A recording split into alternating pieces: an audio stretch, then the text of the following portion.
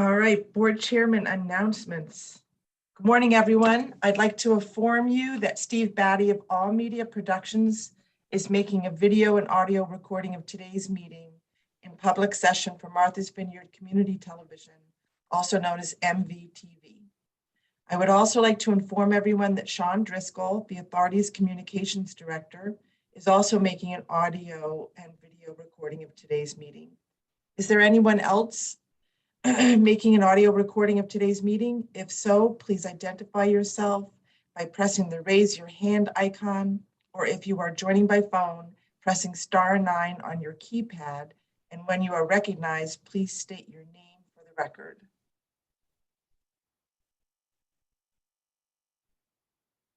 George Brennan, Martha's Vineyard Times. Hello, everyone. Good morning, George. Nice puppy, George. Thank you. That's all I see. All righty. Pursuant to Section 20 of Chapter 20 of the Acts of 2021, and in line with social distancing guidelines followed during the COVID-19 pandemic, board members are participating today remotely because their physical attendances today would be unreasonably difficult. All board members are participating in the meeting by Zoom video conferencing app, and all members will be clearly audible to each other. As a result of the members' remote participation in this meeting, any and all votes taken by the members today shall be by roll call votes. So we'll get the meeting underway with the review of the minutes. Do we have a motion to accept, and then we can discuss any corrections? Make a motion to accept. Oops, sorry. Yeah, no worries. You can go first, Jim. No, I don't need to, but okay. So we have a first and a second. Any discussion or corrections? Then we'll have a roll call vote, and you can choose who goes first and what order you vote. Jones, aye. Tierney, aye. Now can I? Randy, aye. And Wilson, aye. Then we have the Port Council report. Sean's bringing Ed over. Oh, terrific.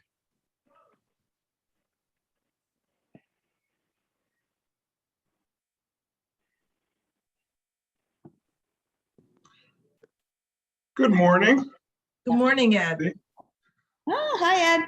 Hope everyone's doing well. Happy November. Yeah. So we had our meeting earlier in the month. I think it was the third.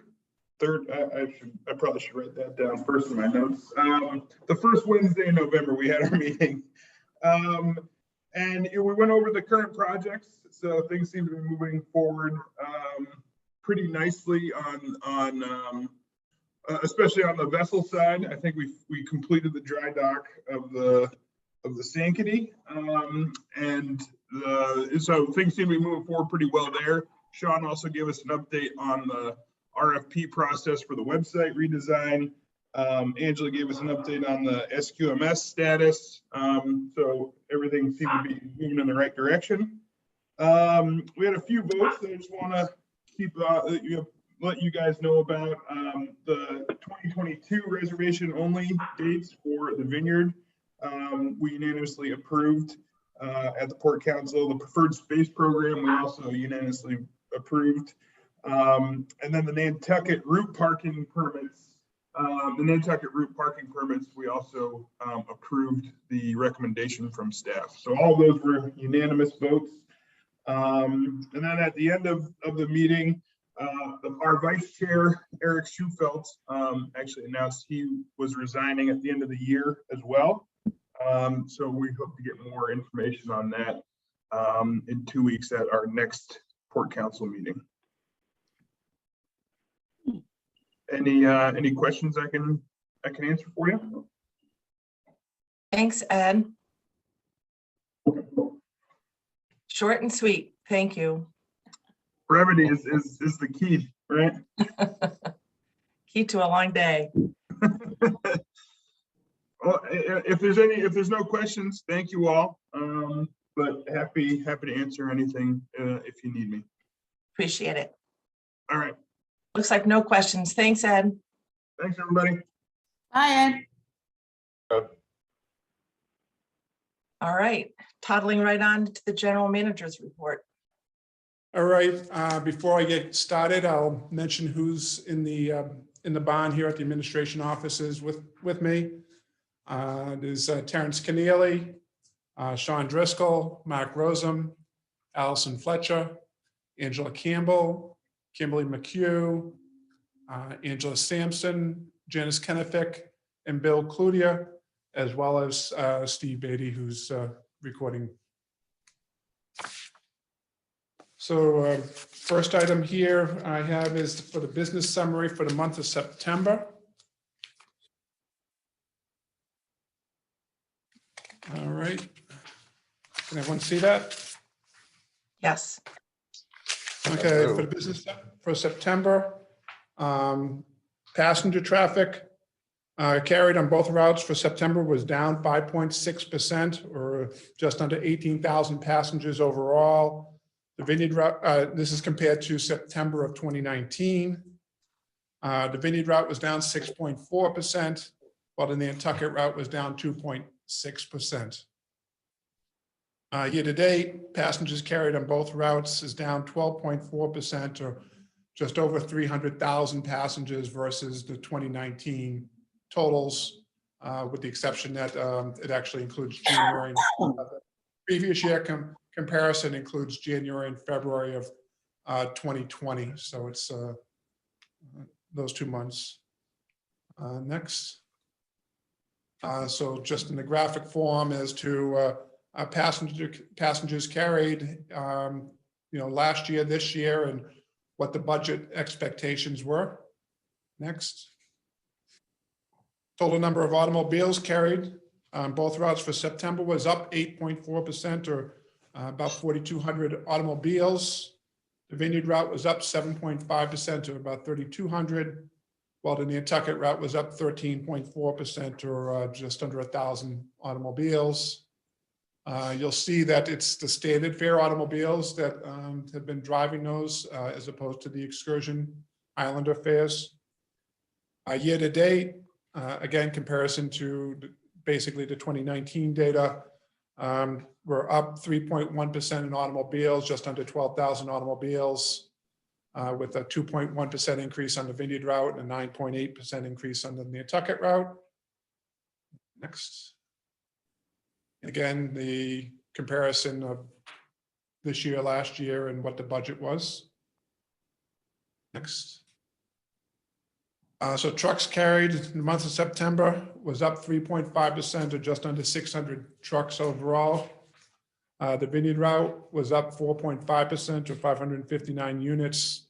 The Nantucket was up 0.8%, or 39 units.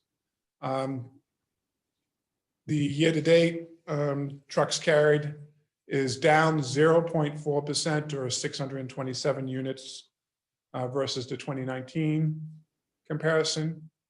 And as we've indicated at a previous meeting where the board thought it was appropriate, we will be switching the under 20-foot categories into the automobile categories going at the beginning of the year, but just so everyone's aware of that again. Next. And again, the graph of the truck traffic. Next. The cars parked for September was down 8% versus a year ago, versus September 2019. 1,666 cars parked, and this is daily fee parkers. It does not include the permit holders. Year to date, we're down 11.2%, or just under 18,000 cars parked. Ready for the goldfish balls. Oh, Yes. you open your mouth. Yeah. I guess wherever that's coming from, could you mute yourself, please? I didn't. Okay. And here's the graph of the cars parked. Next. So for September, the vessels made a combined 2,478 trips. It's an increase of 60 or 2.5% versus what the budget was. Overall, the Vineyard route, we had 5 trips canceled for mechanical, 0 for weather, and we added 73 available trips. On the Nantucket route, we had 6 trips canceled for mechanical, 6 for weather, and we had 4 unscheduled trips that we ran. Year to date, we've run 18,582 trips. It's a decrease of 226 trips or 1.2% versus budget. The Vineyard route, we've had 39 trips canceled for mechanical, 138 for weather, and 360 for traffic demands. While on the Nantucket route, we've had 26 canceled for mechanical, 142 for weather, and 29 because of traffic demands. Next. So getting into the financials, the net operating income for the month of September was $4,387,000, or some $1,219,000 lower than the anticipated the 2021 budget. Net operating income for the year to date, as of the end of September, is $20,407,000, which is $2,846,000 higher than our budget. Next.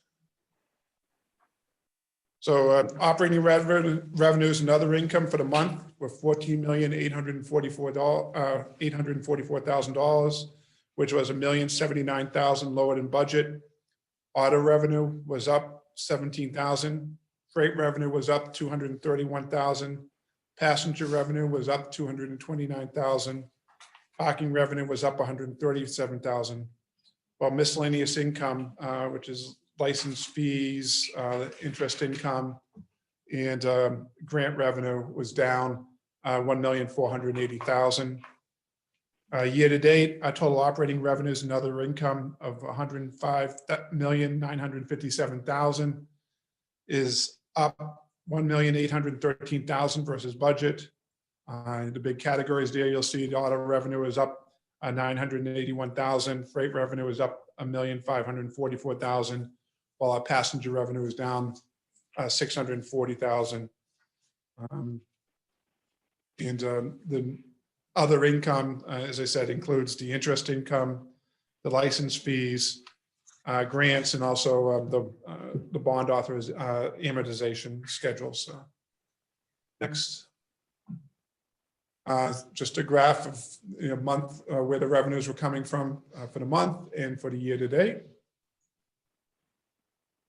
Our operating expenses and other expenses for September were $10,457,000, or $140,000 higher than budget. Our maintenance expense was up $175,000, or 11.8% overall for the month. Our vessel fuel expense was $82,000 above budget. The actual cost, including the hedge premiums, came in at $1.99 per gallon, and we had budgeted $1.81 per gallon. Administration expenses were down by $70,000, and that includes pension being down $70,000, health being down $62,000, but our unemployment contributions are up by $43,000, and credit card fees are up by $19,000. So year to date, our total operating expenses and fixed charges of $85,550,000 is some $1,033,000 lower than what we had anticipated, or 1.2%. And going back, some of those maintenance expenses, we anticipate some of that will be realized here going in the final months of the year to bring that variance down. And then here's the graph of where our operating expenses are allocated to. And I think that's it. So our fund balances are in good shape. We've completed the transfers to the sinking fund, which pays for our bond principal and interest. We've made transfers to our replacement funds, which is set at the limit for that each year is set at the previous year's depreciation. So we reached that total, and we actually made a small transfer to the reserve fund of under $100,000, I believe, and also to the bond redemption account. So with that, Mark or I would be happy to answer any questions you may have. Mr. Jones. Just when we cut off the trucks at 20 feet, that has absolutely no bearing on whether the truck is commercial or not commercial on either the upside or the downside. In other words, a smaller truck is a commercial truck, but this is strictly a space allocation formula, right? It actually, we take into account those vehicles and what size they are. We had the data on the trucks. What it was that we initially, probably coming up on 15 years, 20 years now, pickup trucks at the time in the state had to be registered commercially, even if they were being used as a personal vehicle. So we included them in the truck category. But as you see now, that rule from the registry doesn't apply anymore. And with more and more people using a pickup as their primary vehicle mode of transportation, we feel it's more appropriate to be including them in with the automobile categories and the like. So it won't change any allocations on the vessels or anything like that, because we base it on the size of those vehicles anyways. So. And if I may, so for example, looking at the month of August on the Vineyard route, there was a total of just under 12,500 trucks, of which 6,800 were pickup trucks and just under 5,700 were freight trucks. So if you looked at what the average trucks per day, 12,500 divided by 30, it's about 410 trucks a day, but only 190 of those are commercial trucks. So as far as this, what type of vehicles are traveling down the road, and of that 190, if you look at that's a one way, it's really 95 individual trucks going to the island and coming back in a day. That are freight trucks over 20 feet. Mr. Malkin. Thank you. I think this is a really, really important point. And the reason I say so is I've been trying to get as much data as I can as I try to work with our port communities on the issues that are raised. And if you remember, I said in September that there seems to be a pretty relentless campaign on the part of some folks in Falmouth or Woods Hole about increased traffic to the Vineyard that's putting a burden on that community. And I talked a little bit about both communities sharing growth. The reason that I was really interested in these numbers is the most registered vehicle, I'm told by the registry here in Martha's Vineyard, is a Toyota Tacoma pickup truck, which I happen to drive, and that's 17 feet. And most of the box trucks are 24 feet, and then the large tractor trailers are over that, of course. So I'm happy to work with the port communities, but one of the things that I find distressing is that the number of folks, particularly one who corresponds with us and is on one of our working groups for traffic, despite hearing this data about commercial trucks versus personal vehicles, vans or pickup trucks like the Tacoma, despite hearing that at the last working group on traffic and noise mitigation, wrote to the Cape Cod Times Monday, talking about relentless growth on the island and 600 trucks a day. There aren't 600 trucks a day on average into the Vineyard or from the Vineyard. There's a third of that are commercial trucks or freight trucks. And the schedule to and from Falmouth, the capacity has been the same for 4 years. So if there's relentless growth, it's not the steamship authority. We've been the same for 4 years on capacity, despite demand here for more capacity. And the trucks are an average of 95 commercial vehicles that come to the vineyard and then go back. So that's a total of 190 a day on average, I think. Is that correct, Mark? Yeah, so I'm looking at the August number 5,700 divided by 30 real quickly. So that's 31. well, I'm quick math, Bob, for 30. So roughly it's 190 divided by 2, 191 ways, 95 round trips. Yeah, I'm happy to address the issues, and we all share issues of growth in our communities, but we have to stick to real facts and not a false narrative. Thank you. Any other questions or comments? Yep, that's it.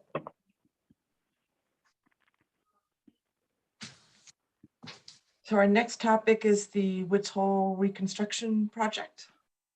All right, so as Bill comes up to the table here, I'll start off with the Jay Cashman's crew is finished, since we last met, the Waterside crew finished setting the sheet piles for the gravity structure at the south, at slip number 1, South Head Dolphin.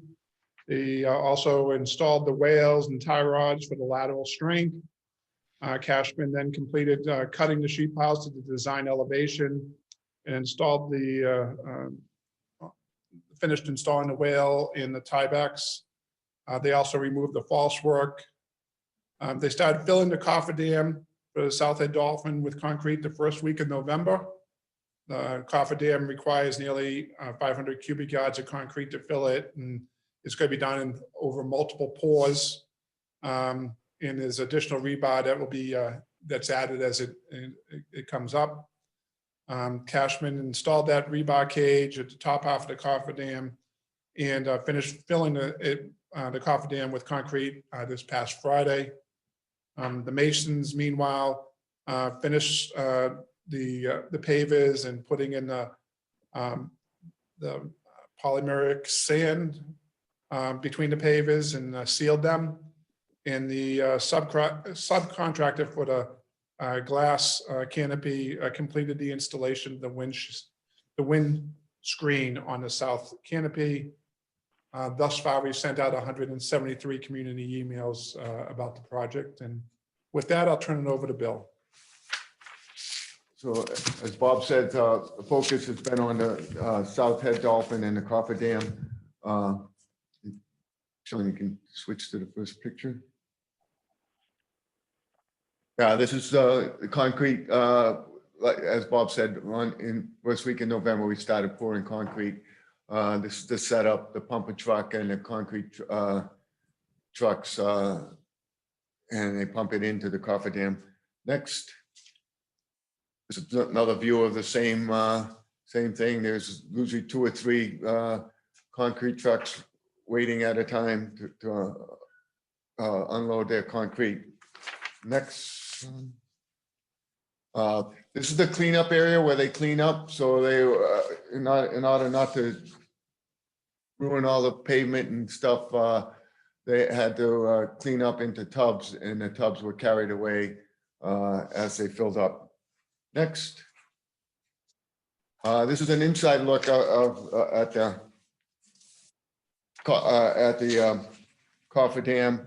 You can see the pumper. They actually, at this point, there's still water in the cofferdam, and they were displacing it by Tremie pouring the concrete. So they pour it from the bottom up.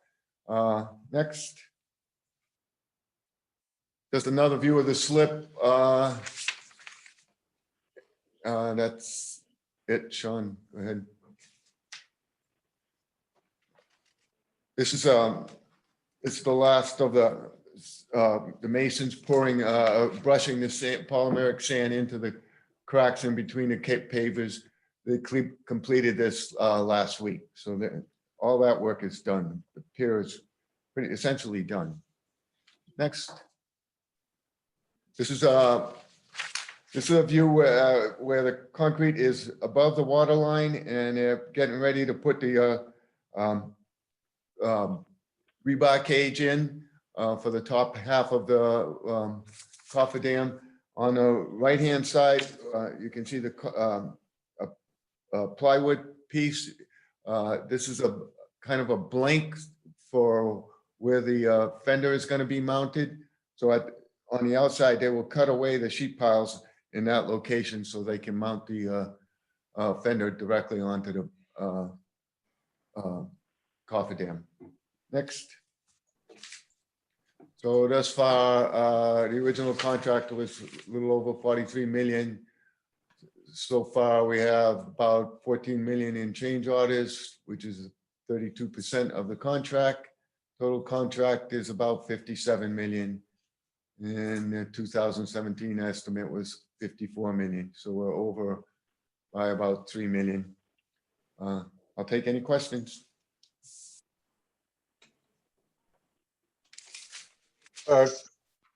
Bill, how close are we to completion of this waterside work? I'm hoping end of February, early March. We're moving on to, we'll be doing some cleanup work on this head dolphin and mounting fenders, but we're moving on to monopile 31, where we'll be drilling 2 36-inch piles inside the monopile and to get through the rocks. That works, mobilizing it's probably at the end of the week. Hopefully we'll get an early start next week. And then the other aspect that we have to do at the same time from the land is this anti-scour pad on the south side of that slip to protect the bulkhead and a stone groin to replace that replaces these FRP sheet piles that we designed to protect the eelgrass and the beach to the south of the slip. And then the last item would be the strut or connecting the monopile 24 to the 42-inch piles that we couldn't get in directly behind the monopile to support that. So the schedule has them. The schedule has them finishing at the end of February. I don't see it slipping too much. We'll see how this monopile 31 work goes. That's kind of unique. Is the scour pad just on the surface, or is that pegged into the earth somehow? It's on this. It's these concrete pillows that are going to go underneath the slip on the surface. They're tied together, and then there is some riprap around the toe of the sheet piles to support that toe, further support that toe, but none of it is underground, Bob. Thank you. Okay, thank you. All right, so on Thursday, November 4th, the project's design team presented to the community updates on the landside design for the Woods Hole Terminal project, reconstruction project. This was held to correspond to roughly the completion of approximately 40% of the design development phase. The session focused primarily on Cahoon Park, landscaping in general, our anticipated LEED certification status, as well as how the landside work will be phased in. Progress on the terminal and utility building has been focused on structural and the utility requirements. As a result, those elements remain. The general concept for the buildings remains the same, and so we didn't focus on that. We wanted to focus on what items that we were seeing progress on. So at this point, we anticipate the 90% session to be held in the latter part of December or the early in January 2022.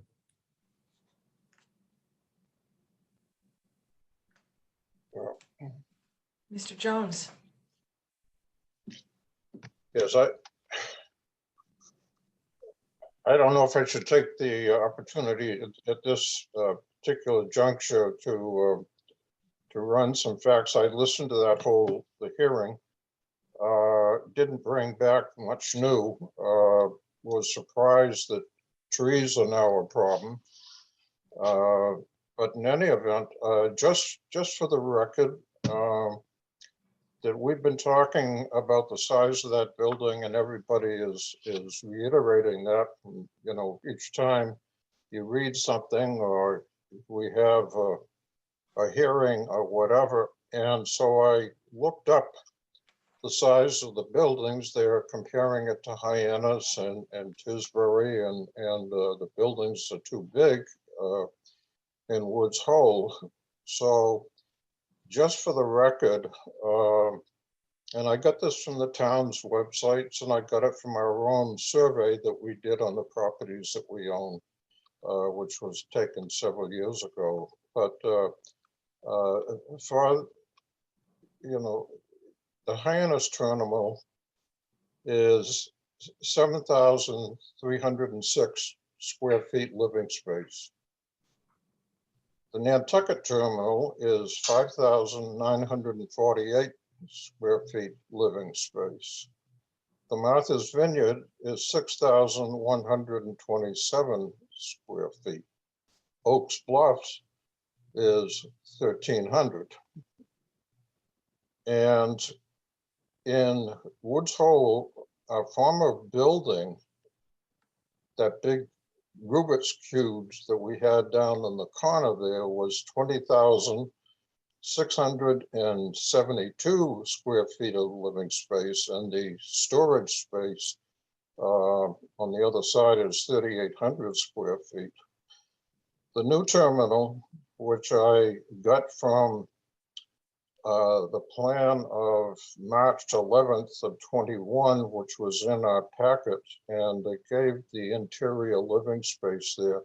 The new terminal is 5,565 square feet of living space, smaller than all of the terminals in Hyannis and Nantucket and Martha's Vineyard. And I've received emails and things like that, you know, would you want this in Hyannis? Well, Hyannis and the rest of the towns built their terminals as they saw fit architecturally. In Woods Hole, we're building our terminals by the fact that people have demanded that there not be a second story. We cut 10 feet off of that terminal at one time in a thing. We added solar panels to the terminal, and you couldn't see, you know, by proof, over the first floor anyway, whether there was one story or two. I just want to bring this up to think about. Not trying to necessarily prove a point, but I think when they're asking us to make it smaller, they're not taking into consideration the utility of the building, what it needs to perform its task for now and into the future. So in any event, I'll leave it at that. Those are all figures that I got from either the town's websites or I got from our own survey that we did. Thanks, Bob. That's interesting information.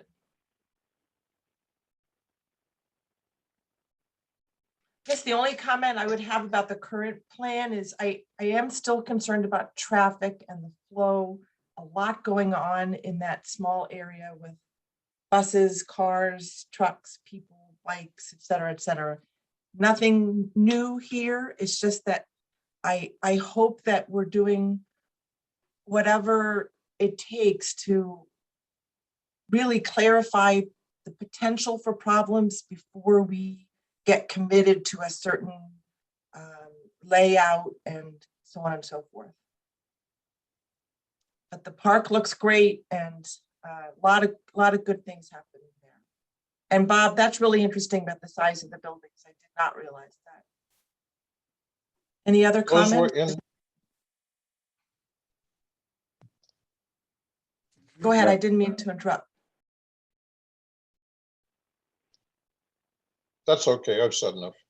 Okay, Yeah, I'd follow Catherine. I appreciate Bob, you bringing that up, because I've also heard a lot of the discussion about size, and putting that into the context you just raised. I go back to, let's stick to facts and deal with facts. Thank you very much for that. all right. Anything more on the construction project at Woods Hole? Nothing on my end.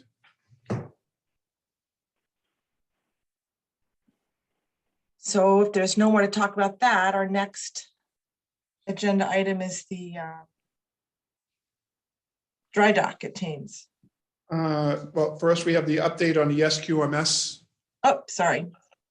So I'll have Angela Sampson come up here and provide everyone with a quick update.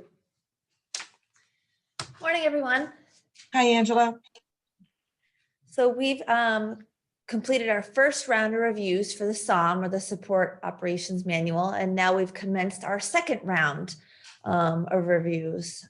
So I'm happy to take any questions that the board may have. Looks like no questions. Thank you very much. Thanks, Angela.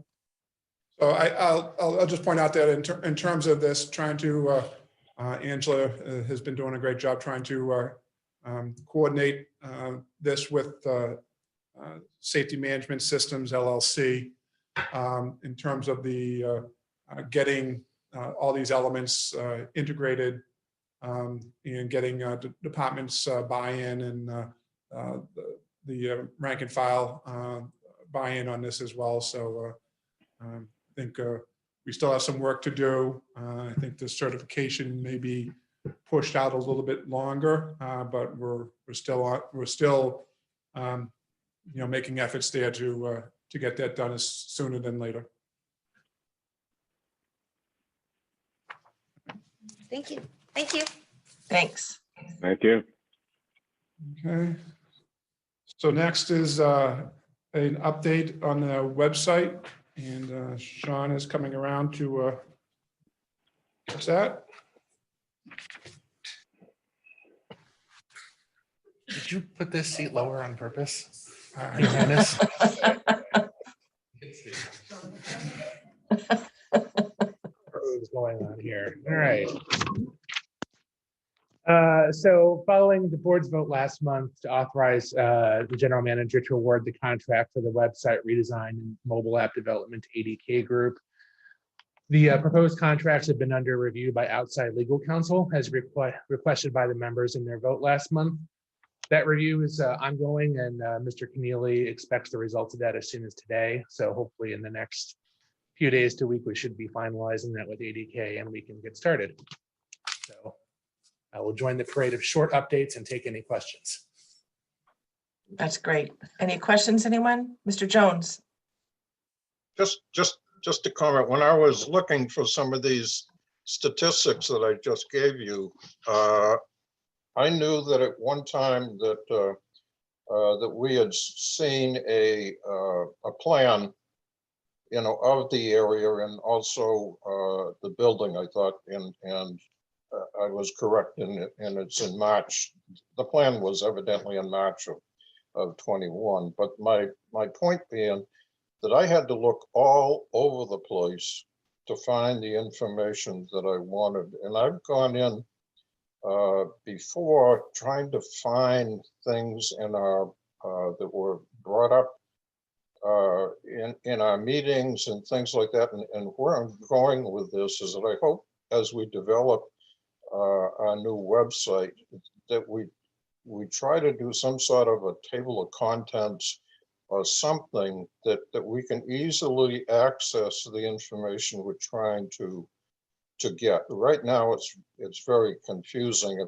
It'll say on one thing, you know, the below this are all the minutes of the past year or so, and try to find something in that is impossible. But that's a detail, but I think now's the time to do it and not complain about it afterwards. And so, and probably you've got that all covered, but I just want to make mention of it. Absolutely. Thank you. Yeah, I think that's really important. Mr. Malkin. Thank you.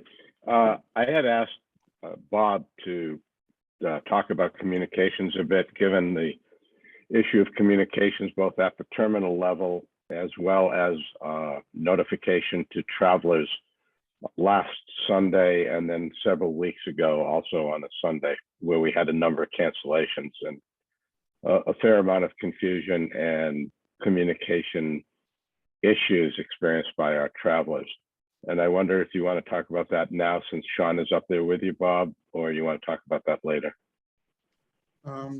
It's up to the board if they would like to, now or during old and new. Go for it. Okay, so this goes back to between some of the storms that we've had recently, and also some of the trip cancellations because of mechanical issues.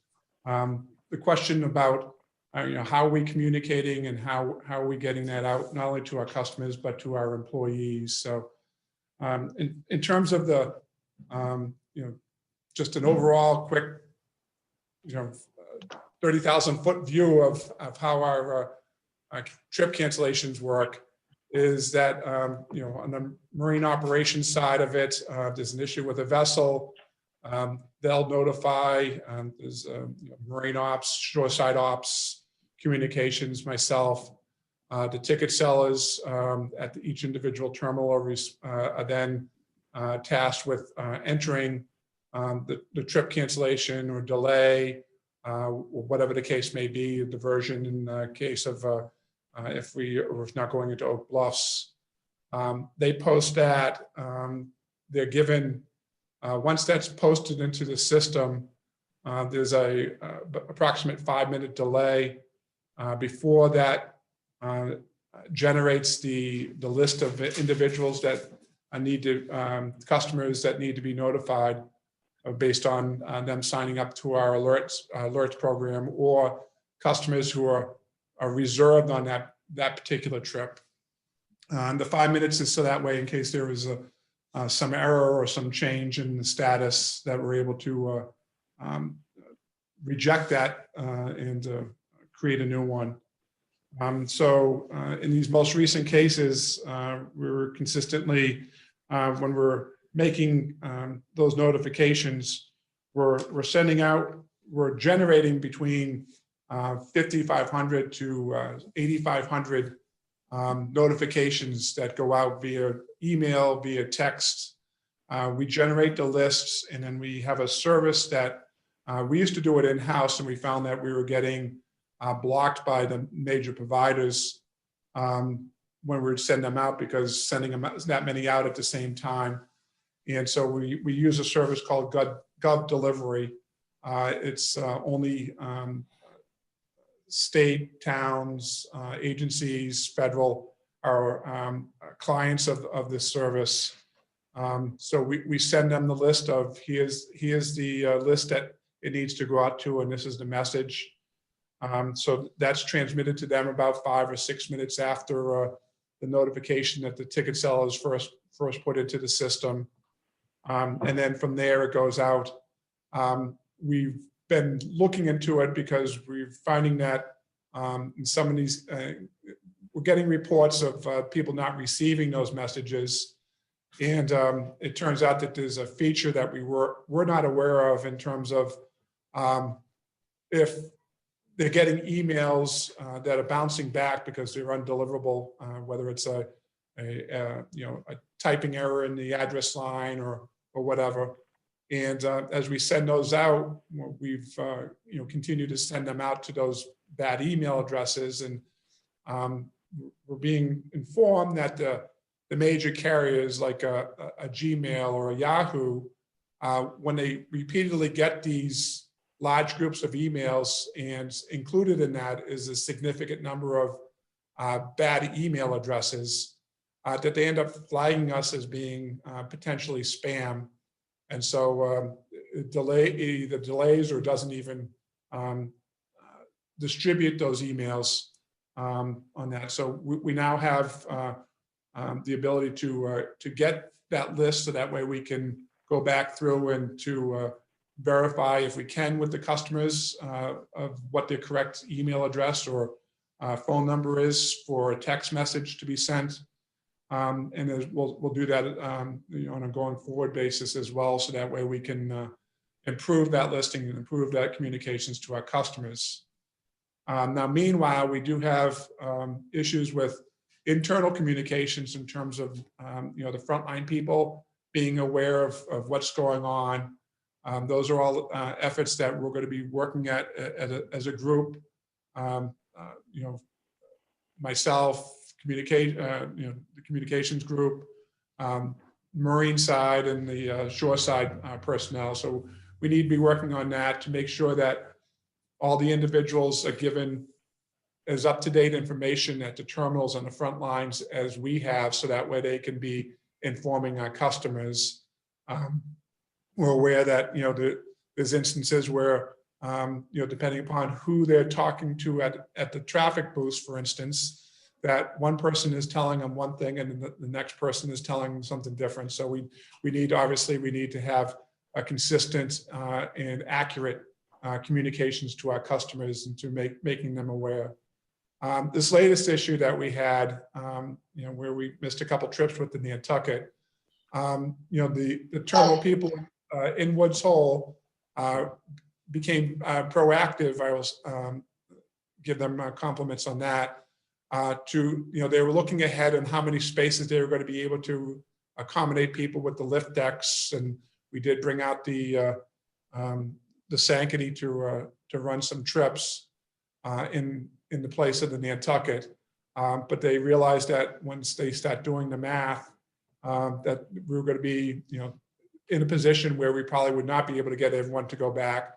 So the communications that they were doing in Woods Hole was that some of the customers arrived, that if they so choose, they could park it here at our Palmer Ave parking lot for free, be transported over to the island, and they can come back the following day to get their vehicle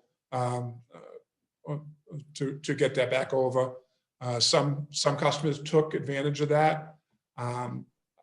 How consistent that message was getting out, I did get some conflicting reports that some customers did not get that message. So again, we'll be looking at that. It goes to the consistency aspect of these messages that we put out. But I think in terms of some context, I don't know whether did you? I don't. Okay.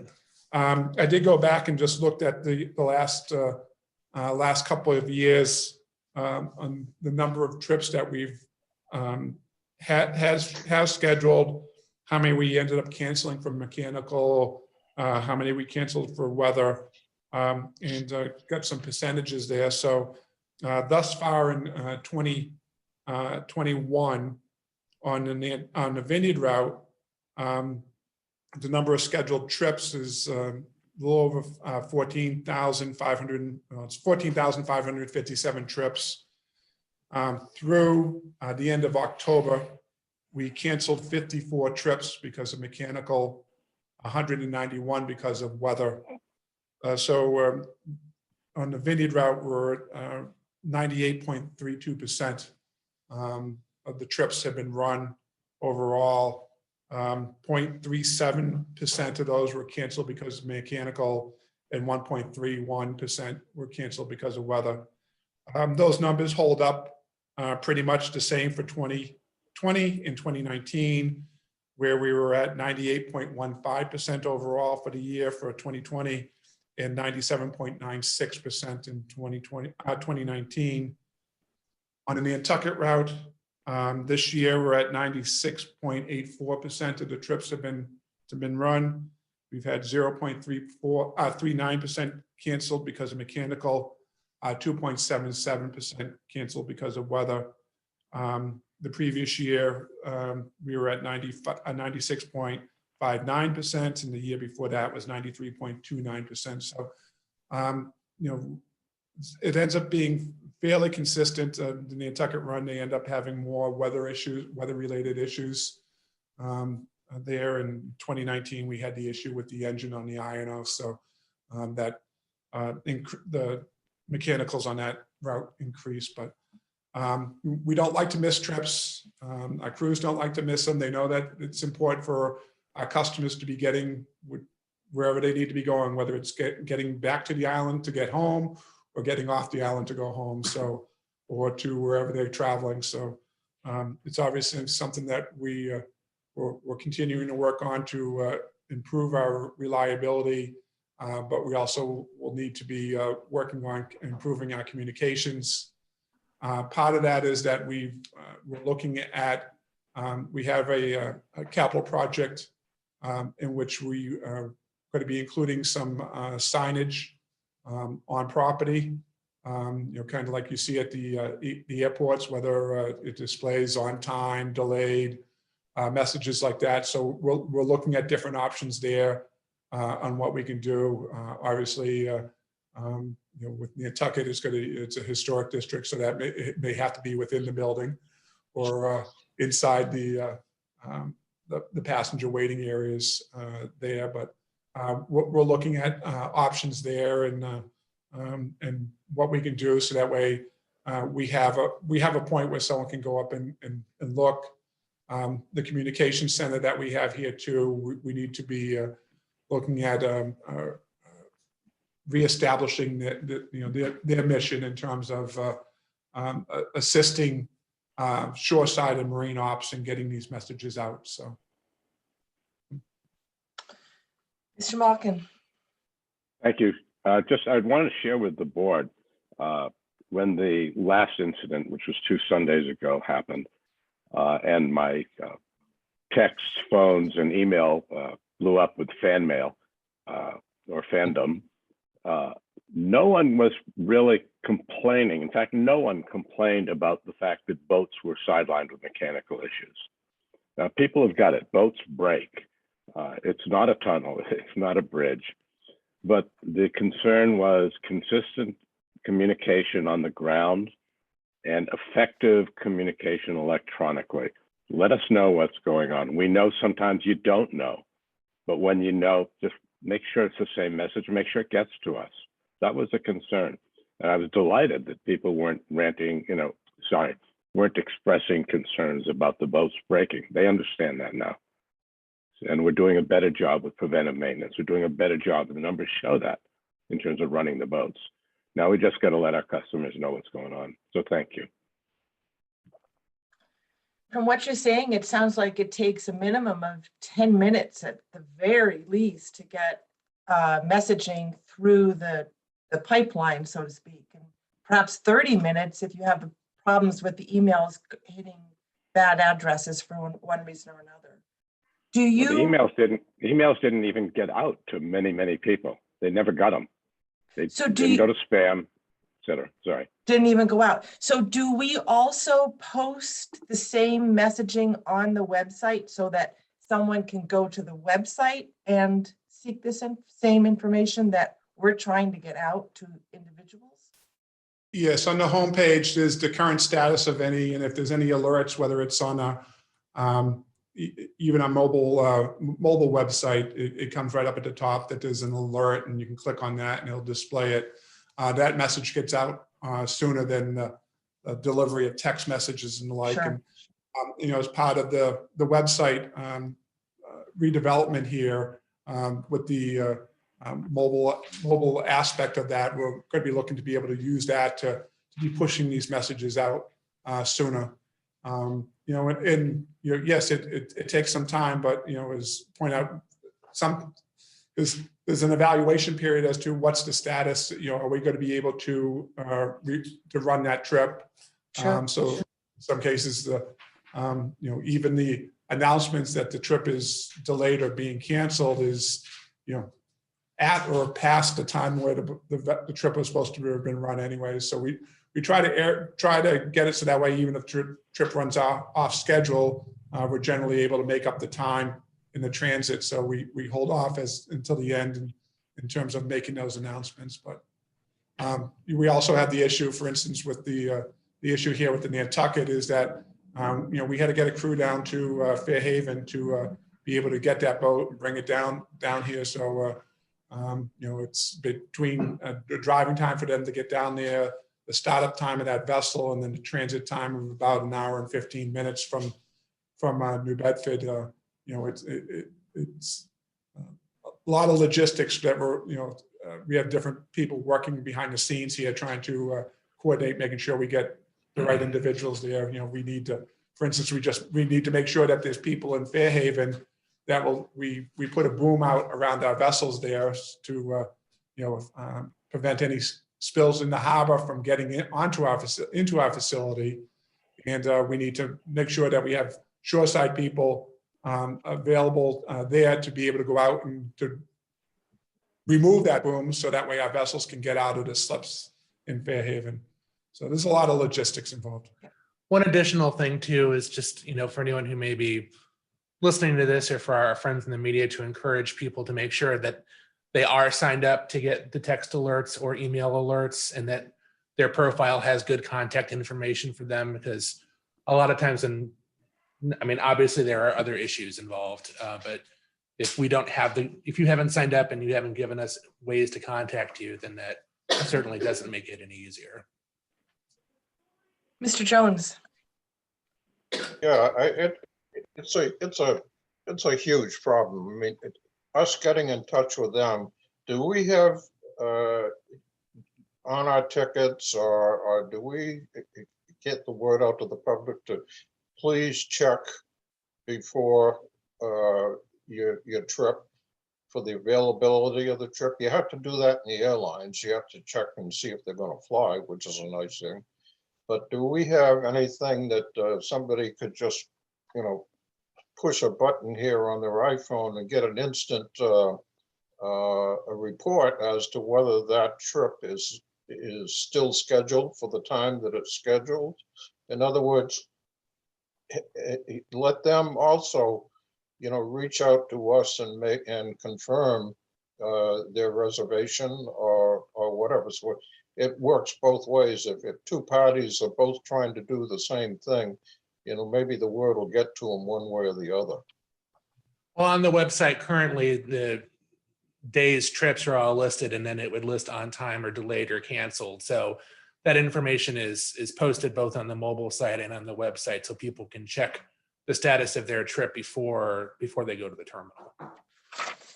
Okay, is that an easy thing to do?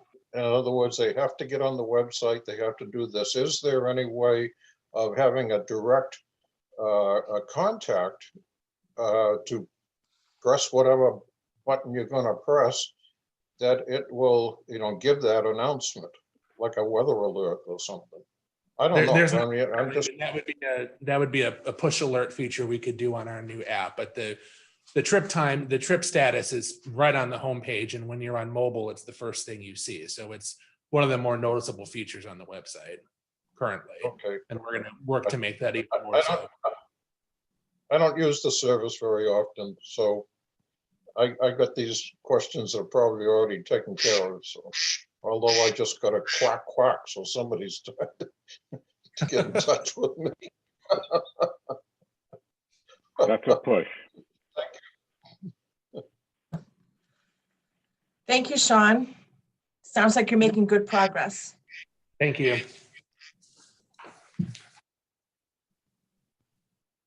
All right. So next we have an update on the motor vessel Sankaty dry dock, which actually the Martha's Vineyard just completed its dry dock and is back in Fairhaven. And the Sankaty is in dry dock, and Mark will be joining us here in a moment and go over the update on that.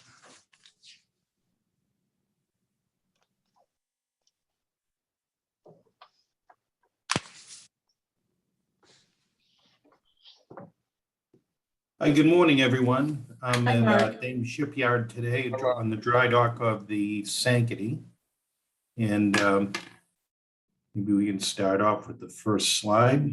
So she's been on dry dock approximately a week now, and this is the initial photo on dock. Next. It's just a photograph prior to disassembly and blasting of the stern frame area with the rudders and propellers. And this is, we're taking the anchor windlass off the vessel for overhaul. And we've gone, this is a further photo down the line after we've completed the underwater blasting and initial coats of anti-corrosive paint. So some highlights to the dry docking. We're putting a new fire detection system in. I'll bet we are having some supply chain difficulties in some of the components. Blasting and coating of superstructure and underwater areas. Overhaul of the bow thruster. Overhaul of shafts and rudders. So as we are right now, we're just kind of at the initial phase in the docking. So we've just have a total contract of $821,000, which was the original contract price.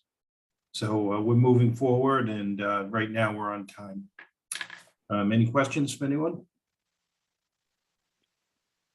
No, Thanks, Mark. Okay, thank you very much, everyone. thank you.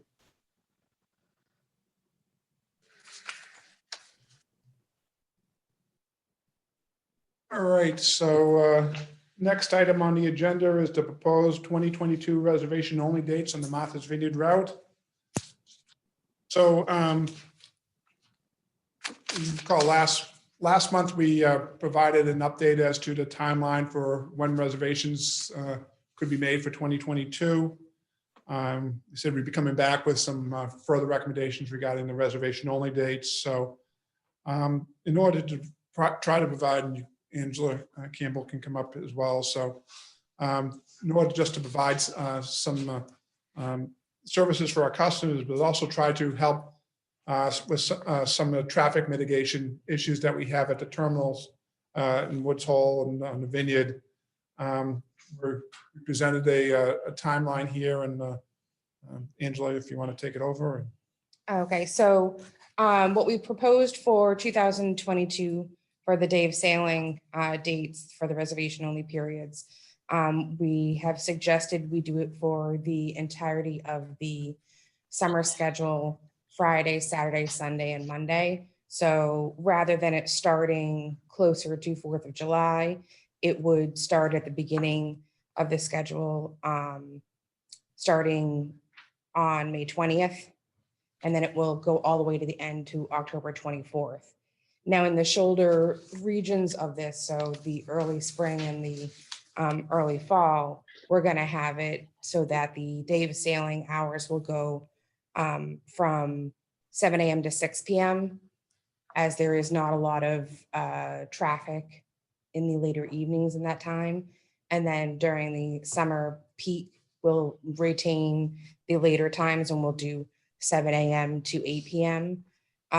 We also have extended dates in there as well beyond the Friday, Saturday, Sunday, and Mondays. We have May 26th and 31st to assist with Memorial Day. We have June 28th, 29th, and 30th, and July 5th, 6th, and 7th to assist with the 4th of July traffic. We have August 23rd, as it tends to be a popular time for people to leave the island in combination at that time of the year with the Ag Fair and with kids getting back to school. And then again, September 6th in conjunction with Labor Day. we take both calls for the reservation only and the high speed within that time frame. They're hoping that the extension of the hours will help alleviate some of the issues going from the early part of May into the later part of October, where we have not traditionally done that. So if you recall, earlier this summer, we came and we requested that we assign reservation-only dates past Labor Day. This fall, the board approved that, and we did implement reservation-only days, on the Thursday, Friday, Saturday, Sunday, and Mondays in the fall as well. The reports that we've gotten is that it generally was it worked well. The biggest issue we had was just a staffing issue at the reservation office, but we'll continue to work on resolving that going forward. So we feel it's appropriate to start this reservation only days at the beginning of these summer schedules for next year, and try to help mitigate some of the traffic congestions that we have seen on previous occasions. And I apologize because I just now realized that there should have been an attachment to the staff summary with a calendar of the dates. So we'll forward that to the board and board council members that are in attendance. So some of the problems have occurred on weekdays. How does this, we've just had a question, how does this plan address the backups that happened on weekday afternoons? Yeah, so some of them, we extended those dates prior to 4th of July. That seemed to be a big area that we had. We had some backups. So we've extended those dates before the 4th of July week, in those June 28th, 29th, and 30th dates, which was one of the major ones. So, and we'll try to keep a tab on it, but we'll obviously, continue to work with the terminals in terms of the terminal, making sure that they're keeping an eye on the line, making sure it's moving. But in some cases, it's I hate to say it's there is particularly in that the early part of the summer when there's more activity going in and out of Eel Pond, the bridge going up more frequently, it tends to back up the traffic as well. So. But we'll try to keep an eye on our portion of that. Mr. Malkin.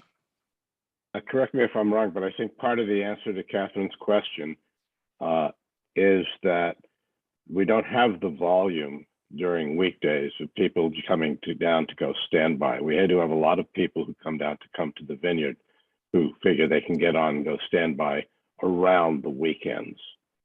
And so while the vineyard is the residents here are going to give up the ability to use the standby as much as they did at that time, it should help with the congestion on Woods Hole Road by eliminating people coming down, just figuring they'll get on the boat. And there aren't as many who do that in midweek as there are around the weekends. I realize Yes. that that's the expectation, sure. Are we resuming any question about having two ticket takers or two spots for people as they come in through Cowdery Road? Because we're still just using one, as I understand it. Is that right? And still planning to just use one? We only have the one booth right now. What they'll do is they'll have multiple people there. So, I'll take one car, Angela will take the next.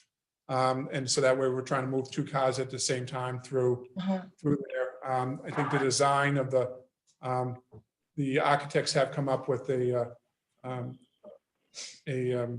concept in terms of where positioning the traffic booths, so that way we could have two of them staged at the same time and be able to keep the line moving as a little farther into the property. So.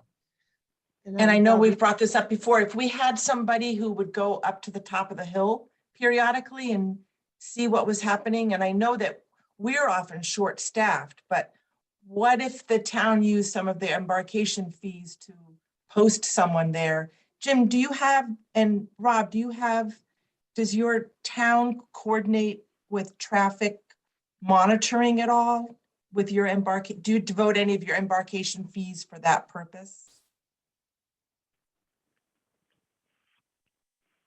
I can't, I'll answer. I can't tell you whether I know that Tisbury Oak Bluff specifically takes embarkation fees to that line in their budgets, but they do provide traffic control officers coming and going at both facilities. And are they there sort of every day for all the schedules? Okay, I can't confirm that they're there every day for all the schedules, but they're certainly there every time I go down. okay. Yes, Rob. Nantucket used to do that, but we found that it caused more problems than not. So we would have officers sort of at the beginning of the terminal directing traffic in and out, because when the boat came in, it was so congested that it was gridlock. The officers actually, no offense to them, they were trying to do the best they could, but it made the situation worse. So they've pretty much gone away, and the traffic just kind of flows on its own, and it sort of sorts itself out. But that issue that you brought up was more problematic than not. Interesting. Yeah. Mr. Jones. Yeah, I didn't think of that, Robin. And the town of Barnstable used to put a traffic officer at the Main Street and Bradford's. And inevitably, it created more problems than it solved. You know, that what solved problems big time was when they put in traffic lights, down at Park Square. Park Square used to be an island in the middle of the road where, the traffic could go, both ways, hospital, et cetera. That was taken out and replaced with traffic lights. One thing with traffic lights is you're going to get through someday, and with a police officer, that poor guy, he's never right. I mean, he's causing all the traffic. It's not his problem. He didn't create the traffic. He's trying to direct the traffic. And I agree with Rob, it created more problems than it solved. But the traffic lights did help. They did help. So I guess each area is unique and specific. Bob, and you all, do you do this all the time? Do you think that it would be helpful, or maybe that's a conversation for a separate time and we don't have to devote it to any time to it at this meeting? We've always tried to figure out the rhyme or reason on why at particular times there seems to be that influx and what may be causing that, and, whether it's the traffic light situation, whether something happening at the Bourne Bridge or whatever. So obviously it's important. Allison keeps in touch with the agents in Woods Hole in terms of making sure that they keep an eye on that, monitor it, and try to move vehicles as long as promptly as possible. So right. And also, whenever we have a state trooper on duty, they also help out with the traffic as much as they can. But unfortunately, they are having issues too, filling in the shifts as well. Sure. And when we have enough staffing, we do open up the back booth. But again, it's a staff issue. So. Right. Mr. Jones. Yeah, I'd just like to emphasize that we can only do, what we're responsible for. Oh, absolutely. And the village and the town has to take ownership of that road, and especially the drawbridge. When you get a drawbridge that goes up for 5 minutes, the queues can back up for literally miles, and it doesn't take long to do that. And as I stated in one previous thing, that the average household usually takes between 7 and 10 trips daily. Those are statistical traffic figures. So I think there's something like 500, 600 homes in the village of Woods Hole. And if you take and expand that there, you've also got a whole nother element that you have to look at when you're looking at the traffic problems. on top of school Absolutely. buses and garbage thing. So it's a tough problem to resolve, but everybody's gonna take an ownership in it. So actually, so we have this vote on the table, right? And I should have actually started out with, do we have a motion to accept it and then have the discussion? So do we have a motion to accept this? Mr. Malkin, do we have a second? It's what we're accepting. Is that a second?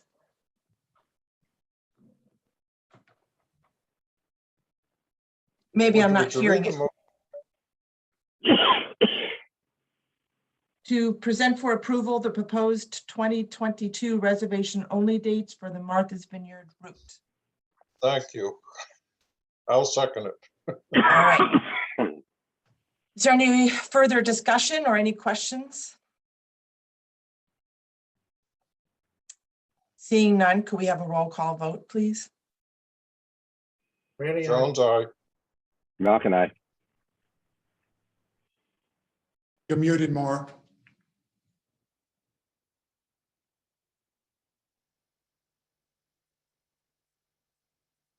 Still muted. Tierney, aye. And Wilson, aye. Thank you.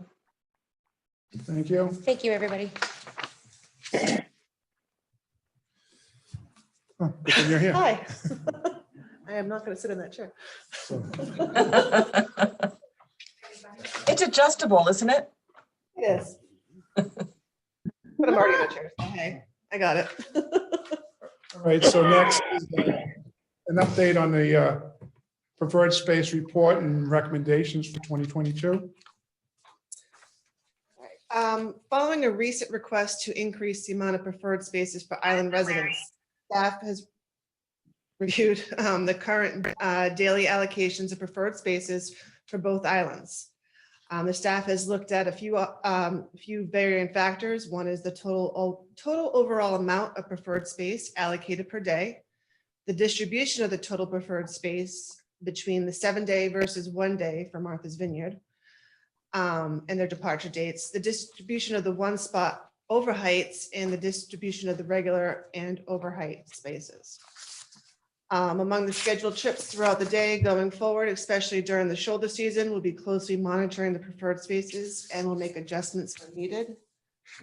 I am ready for the PowerPoint on this. All right. This first slide, oh, no, sorry. Sean's not fast enough for me. Nobody is, Allison. All right, this first slide is showing the allocations for preferred spaces leaving the vineyard. So you can see that the bulk of the preferred spaces are in the morning, leaving Martha's Vineyard, and the bulk of them are returning from the vineyard. Woods Hole. Next. This slide shows you the green is the 7-day preferred space, while the red is the 1-day preferred space, and how it's distributed, of course, over the course of the day. And this is the same slide, but for leaving Woods Hole, the gray is the 7-day and the blue is the 1-day preferred. This is the breakdown of the how far in advance that these reservations are booked. 7 days, this is rough data. So it's showing that basically the majority of the reservations are booked out 33% at 7 days prior to. We've also noticed a 24% increase from 2019 to 2021 with preferred space bookings. And this is what we've done with the Nantucket allocations for preferred space. We are adding more proposed, sorry, just leaving out words now. This is proposed allocations that we're going to be putting in place for Nantucket. As of now, you always have the 6:30 a.m. leaving the island with 6 spaces, and the 2:45 and the 8 p.m. leaving Hyannis with 1 space in the 2:45 and 6 on the 8 p.m. We're looking at increasing that over the course of other trips during the day to help give more options to islanders going to and from Nantucket. Any questions? So this was presented to the Port Council, and the Port Council recommended that the changes to the preferred space program be adopted as proposed. Mr. Manny, you had your hand up. I just wanted to know if there's been any consideration or if there will be any consideration for more of an advanced booking period for Nantucket. You know, the Vineyard has a 7-day advanced program. We have a 1-day advanced. I mean, I don't know if that's part of your study or not, just asking. Right now, we're just looking at the usability of if the Islanders are going to be more susceptible to or wanting the earlier or different trips. And that's definitely something that going forward, we can start looking into is expanding it into a 7-day, but it's definitely going to be something that we'll have to do a bit of a study on. So. Yeah, I mean, it doesn't have to be 7 days, but anything a little bit more than 1 day might be helpful. Yeah. As long as it's something you're looking at, I'm happy with that. Yep, we are. I would actually suggest, and if that was going to be the case, that where the proposal would be that we continue to suspend the borrow down on 7-day excursion preferred space, that it would seem to me to make sense that these new trips that we're adding for the Nantucket route, we probably should make those available 7 days out. And so that way it's a similar program. So, if that's okay. Yeah, I mean, as long as it's like something you're looking at and part of your study, I think that's great. And yeah, I mean, the more advanced, I mean, I don't want to go too far, but yeah, if 7 days works, great. If 3 days works, wonderful. Yeah, and we can look at doing that with the additional trips that we're proposing for preferred space. So, Mr. Jones.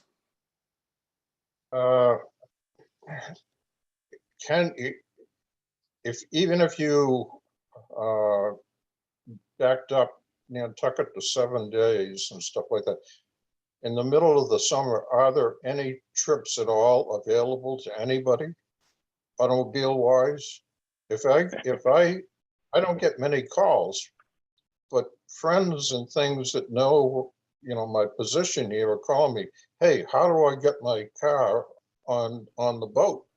And I said, you make a reservation today and next summer you'll get to Nantucket. Naturally facetious, but not very. So the question is still, can anybody get a reservation on one of the Nantucket boats in the middle of the summer, automobile wise? So July, we do. August. Yeah. So we do, to begin with, once we've added all the, done the bulk freight shipments for the summer period, the next one that opens up is the Head Start for Island residents. They can make up to 5 reservations in advance for the summer season. Then we open it up to the general public. There is space, very on a Nantucket run, the number of trips that we have with only 6 preferred space, it was, a very small percentage of those spaces for the last minute people. But we do try to take into account if someone has a medical, they can contact our reservation supervisors and they can look to see what they can do in terms of getting them on trips ahead of time, things like that. And there are cancellations and like, not all the trips. On the Vineyard route, one of those slides that you saw that the 8:15 trip, well, leaving the island, that's the island home. So it's almost 50% of the island home. That 8:15 trip in the morning it's the MV, sorry, MV. What am I? Oh, I was looking at the schedule on the wrong side. Sorry, the MV. So 50% actually 50% of that vessel is set aside just for preferred space at 8:15. So and you'll see that it's 6, 7 o'clock. We similarly have a lot of allocations there. So we try to we recognize that the islanders want to get off island to be able to run their errands, make their doctor's appointments, travel, and then, of course, get back at the end of the day. So, continue to monitor this, but we're trying to make this effort so that way those people that don't know in January that they need to be leaving the island in July still have an opportunity to be able to get that trip. So. Mr. Malkin, you wanted to say something. I'm sorry. Thanks. Well, two things. One, the more I've learned over the past year and 3/4, the scheduling is an extraordinary exercise with so many variables. And I applaud the Steamship Authority for how they're approaching this thing and analyzing this thing. The number of trips that go back and forth, I think, Allison, it's called CEUs or something else. There's an abbreviation for capacity that's used where an automobile is supposed to be X and a truck is supposed to be Y, but sometimes they're bigger or they're smaller, and that changes what's available on each boat. The variables are huge and the number of trips are huge. So I applaud you for doing this. Also, thank you for what you're doing here. This should go a long way to addressing concern raised by islanders about being able to get on and off. You recall we had a petition that never showed up at us, but was talked about on social media. And so thank you for addressing that issue. I appreciate it. And after Rob Randy's comments, are we expanding this to include all routes, including Vineyard and Nantucket routes? Yes, the proposal is that we would be, this would affect both routes, yes. All right, so we don't even have to modify this. All routes means all routes. Yeah.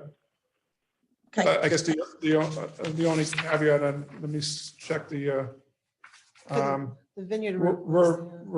we're proposing for the Nantucket route that we'd be adding them as I think it was as a 1 day, but I think it probably does make sense to add them as a 7-day and be able to, if we're going to make them available, we can make them available, and if they're not used and that the day before, they're still available to be used. So. Okay. That's good with you, Rob and Bob Jones? I'll make a motion to approve it. Okay. I'll second. And a roll call vote, please. Rainey, aye. Malkin, aye. Jones, aye. And Wilson, aye. Tierney, aye. Great.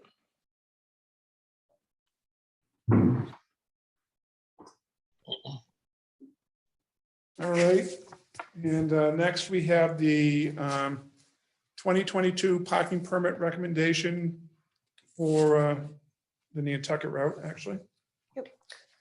Throughout 2021, the Nantucket route had seen an overall influx in the sales of parking permits, most notably the Yarmouth Road lot. Bless you.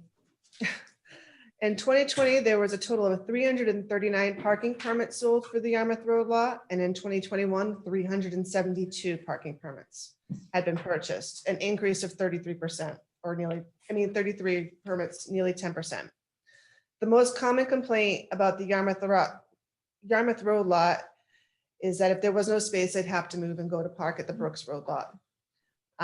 The Yarmouth Road lot contains 253 marked spaces, and the space limitation is in part caused by a seasonal Nantucket customer and the purchase of yearly permits because it happens to be cheaper than paying for a daily rate. So we've decided to, in order to ensure the year-round residents are able to park at the Yarmouth Road lot, we're proposing a limit to the number of parking permits available for that lot. We're looking at capping it at 300 spaces, which is a 19% increase over the total marked parking spots available beginning in 2022. Year-round residents will have first access to these permits, and then the current parking permit rate for the Yarmouth Road lot is $750. By doing this, we're going to create a seasonal summer permit for Brooks Road. So permit holders that don't meet the criteria will be able to park at the Yarmouth Road lot from 1/1 to 6/14. Then they would have to move their vehicles to the Brooks Road lot from 6/15 to 9/14. And then they could go back to Yarmouth at 9/15 to 12/31. The proposed permit rate for the Brooks Road lot would be $700. Please note the daily fee to park at the Brooks Road lot from June 15th to September 14th is $15 a calendar day. The cost to park daily from June 15th to September 14th would be $1,380 if they were to pay for a daily rate. So we're asking that the members approve the staff recommendation, setting a limit to the number of Yarmouth Road parking permits and available for purchasing beginning in 2022 to 300 permits. And giving first priority to your own residents. First, do we have a motion to accept this? I'll make a motion to I'll approve. move it. And Second. Second. All right. Any questions, discussion, comments? Mr. Jones? Yeah. Several people have asked me, when they drive by the Yarmouth Road lot, it says lot full, and there's parking spaces visible all, along the whole line. I had that question answered by Bob. Basically, keeping those spaces open for those that have the permits. But it doesn't really look good when you're telling these people, you have to go out to the airport here to park, and they come by a place that says it's full and it's not. So I guess maybe that's just something we have to live with. But anything we can do to, maybe we should park all the cars on the front and Right. nobody will ask. So in any event, I'm just making that as a comment, but I have been asked, and I did follow up by asking Bob. So We can definitely look at where they're holding the car spaces to maybe a less visible area. So it That doesn't makes have sense. that. Sometimes we don't have a choice. It's just a matter of when a permit holder leaves and that. But I think it does bring up a point that we probably should be looking at, similar to what we do here for the Woods Hole, the back lot in Woods Hole, that it's a permit parking only. So we could put signage up there that it's permit parking only. So. Makes sense. that's a Mr. good Ranny? idea. I think that part of this was already answered, but I just wanted to make sure that current permit holders, when it comes time to renew, do they get priority over new permit applications? So what we're looking at doing is anybody that qualifies for the excursion program, who are year-round island residents, will get priority. Then it'll be the preferred space. They'll get the next section of priority spots, and that equals about 246 altogether. And then what we're going to do is for the remainder of the sections, we're going to look at anybody that's the longevity of their permits. So some of our lifelong commuters, as you want to put it, anybody with 10 years plus, they can get priority as well. Anybody after that would have to fall into the category of relocating their car to Brooks Road. So I was not a math major, but if you've got putting out 300 permits, but there's only 200 and something spots, already, a permit holder is already not going to be able to get in the lot. Well, what happens is a lot of people come and go. You have the people that are there during the week versus the weekends. So that influx should help with that as well. So. Yeah, I mean, I have a permit, right? And my car probably hasn't been in the lot in maybe a year because my son's been driving it. So I'm doing somebody else a favor by paying, first of all, for the permit, but not having my car in the lot. Right. I think what Bob's point was, going to a permit only lot, whether it's there or one of our other lots, is probably gonna be coming down the road, so to speak. So I think part of it is too that we kind of, in terms of having more permits than we have spaces, we're counting on those individuals that, they may be leaving the island, going off Cape for the day, and, someone commuting to the island for the day ends up taking that spot. So it's double use of the same spot. So, well, it's obviously something we'll need to keep an eye on, is to make sure that we have spaces for the permit holders. Any more comments or questions? Then it must be time for a roll call vote. Kearney, Jones, aye. aye. Knock and I. Randy, aye. And Wilson, I. Jones, Thank you. Thanks, everyone. Thank you. All right. Next, we had a proposed renewal of the lease with the town of Falmouth for the Woods Hole parking lot, and I'd like to defer that until next month if we may. Okay.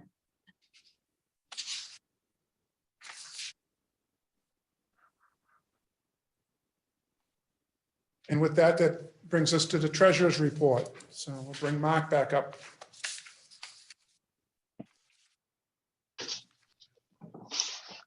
Morning again. Good morning, Mark. Mark. So this month, I'm going to focus on the items that we're talking about on a grander scale about the when the spaces are being booked and how our advanced reservations are looking for the upcoming holiday as well as the end of the year and as far as the first 4.5 months of 2022. Okay, so this is.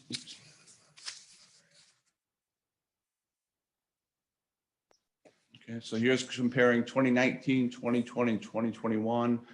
These were reservations as of November 14th for both routes combined. So we can see that we're trending ahead in 2021 compared to the previous 2 years as far as advanced reservations. And before we switch slides, one thing that I want to point out is it's a clear trend that people are making their reservations more in advance, and you can see it not only for us, but you're seeing it in other industries like restaurants and so forth. And Mr. Rainey had a good point about his preferred space and the need to have more of it in advance, because that's where we're seeing, whether it's a long-term trend or short-term trend, but that's where we're going. People are planning more in advance. Okay, so here we're looking at the fast ferry passengers for as of November 14th for November and December. Last year, you can see in December, the Christmas stroll in Nantucket was canceled. That's why that number was so small as compared to they're doing it again this year. And you can see the numbers are it's about 80%, 84% of what it was in 2019. For the year so far, our fast ferry numbers are trending at about 90% of pre-pandemic levels. So it's pretty close to what's actually happening.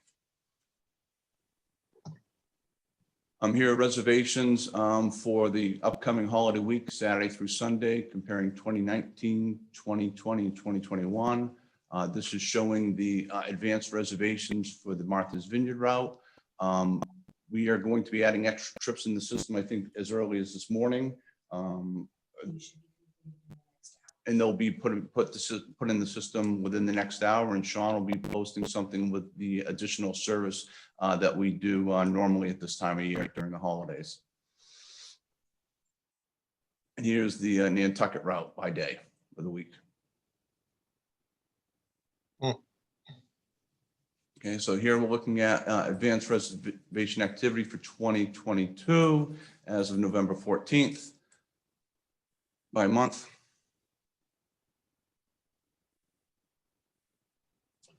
Last slide.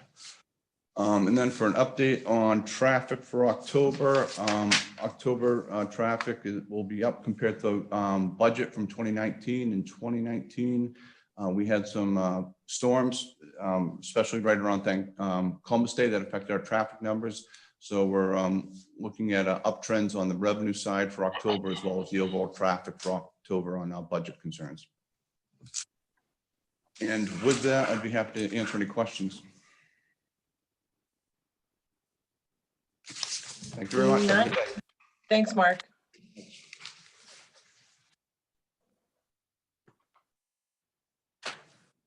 Righty. So moving on to procurement.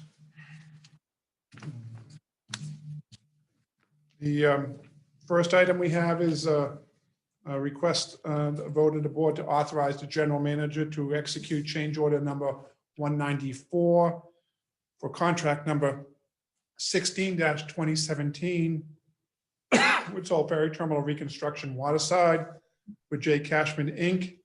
at a total cost of $318,753.91. As we notified the board back in August, that were looking at issues with the stone groin and the anti-scour in slip one because of the sheet piles there were supposed to be driven to 44 feet, minus 44 feet, and they were only able to drive them to minus 19. And in addition, there's the FRP material, fiber reinforced polymer material that was supposed to be put along the boundary line there of our property for to prevent the infiltration into the eelgrass. They determined that they can't drive that material because of the underwater obstacles that they have there. So the solution is to add this anti-scour pad in slip one, some riprap along the base of the sheet piles, and then to add a stone groin in place of the FRP material. So we've got a price here from Cashman of $318,753.91. That does not include the purchase of the anti-scour material itself, which was done as change order 193 for $81,844 because of the lead time that we needed to get that in order to get this project completed in the early part of 2022. So staff is recommending that the members vote to authorize the general manager to execute change order 194 for contract 16-2017 Woodsole Ferry Terminal Reconstruction Waterside with J. Cashman Inc. at a total cost of $318,553.91. Do we have a motion to entertain this for a vote? I'll make a motion to approve it. And a second? Any discussion or questions? So the sheeting we did install it and now we have to take it out? Is that what's happening? No, so the bulkhead sheeting that would drive along the, I guess that'd be the western edge of the, when they got to that slip one, they were only able to get it down to about 19 feet was the maximum. And it should have gone down to about minus 44 feet below the mud line. So we don't want to have an issue with the vessels coming in and the prop wash scouring out the materials. And then we end up having an issue with, from the land side portion of it being undercut under the sheet piling. So that's why we want to add the anti-scour. I failed to mention that we did go to Falmouth, Town of Falmouth Conservation Commission, and they approved a amended order of conditions for the scour protection in the stone groin, and also the Department of Environmental Protection also was approving this. So when we originally did it with the Conservation Commission, we were looking at possibly the need to be doing this for the entire length of the bulkhead. But at this point, we don't feel it's necessary. It's only necessary in slip one. So we thought that the sheeting would be adequate, but it's not. Correct. We're not able to get it in there. Are we able to use it in another use? Is it expensive? What is this stuff? Yeah, so they had to cut them off. So whatever, 15, 20 feet of them was cut off. I don't know whether we ended up having a use for them somewhere else or whether they were, I think Bill's coming up to let us know what happened there. So Kate, as a matter of fact, you're right. We are trying to reuse them to make our connection between the 42-inch piles that aren't abutting the MP 24. So we do have sheeting. We do have materials for the fix on MP 24. I do have to go to the Conservation Commission to get to amend the order once again for that work, because we're taking land under the sea, but a small portion. But yeah, we are trying to reuse the steel sheets. Yes. Bob, you had a question? comment. It doesn't surprise me that the adding of scour pads and things like that. And, you know, if we go back a few years, correct me if I'm wrong, Rob, but Nantucket had a collapse also on their sheathing. The town of Barnstable in their unloading zone, the whole zone collapsed because of the lack of scouring pads and things. All of the bulkheads are susceptible to the proper wash and title and whatever. And it doesn't surprise me, Bob, when you say that at some time we're going to have to do that. The question is, do we do it later when it becomes a problem? Do we do it today? I don't want to spend another nickel on this project myself, but nevertheless, I've got to ask the question, are we, you know, shortchanging ourselves for future? So when we opened up slip 3 and then slip 2, we did experience that the prop wash did scour out materials there, but at this point, the surveys that we've done, that seems to have stabilized, and it hasn't changed much. Right. So, Bob, it seems to have stabilized at about -23. The original design was for the slips, all slips were -17. But the Island Home seems to bring it down to -23. But we've been, you know, we've got 2-3 years under our belt in those two slips, and it hasn't changed. So we're hopeful. We're hopeful we're Well, kind of. And I'm does just this, hoping it lasts beyond my tenure. and does this cost cover everything to do with this remedial work except for the anti-scour material? Yeah, this was the estimate for them to perform the work. As I said, we did already authorize them to go ahead and order the anti-scour materials just because of the time frame that Right. it needed to be done. So, yes. But that'll be a separate budget item, right? This is everything except for that material. Correct. Any further comments or questions? Do we have a vote? Randy, aye. Jones, aye. Jim, you're still muted. Okay. Is that good enough for our minutes? Malcolm and I. Thank you. Thank you, Jim. Sorry. Tierney, nay. Wilson, aye.